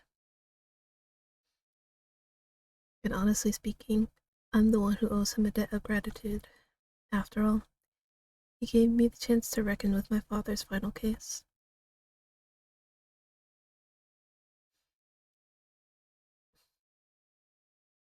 When I was a boy, all I ever dreamed of was becoming an attorney like my father.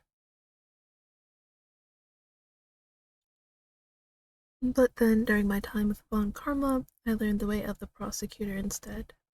Eventually, with the help of some good friends, I found my own voice and a new way to live. But now my career as a prosecutor is at risk of being taken away from me. It may be time to take another long, hard look at how I want to live my life, whether I like it or not.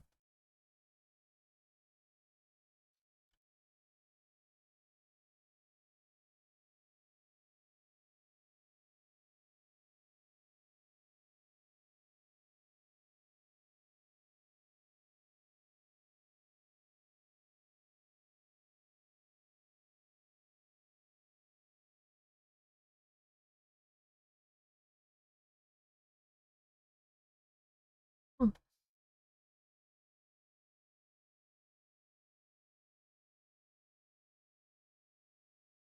oh,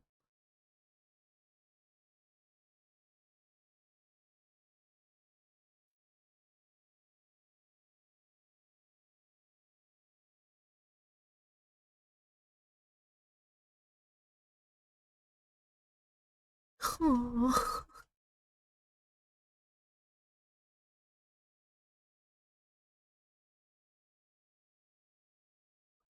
Sorry, that's just so cute. Am I going to fight crime as? Oh, okay. Sorry.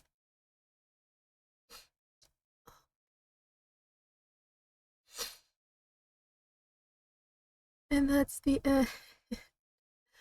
Oh my god. I'm sorry.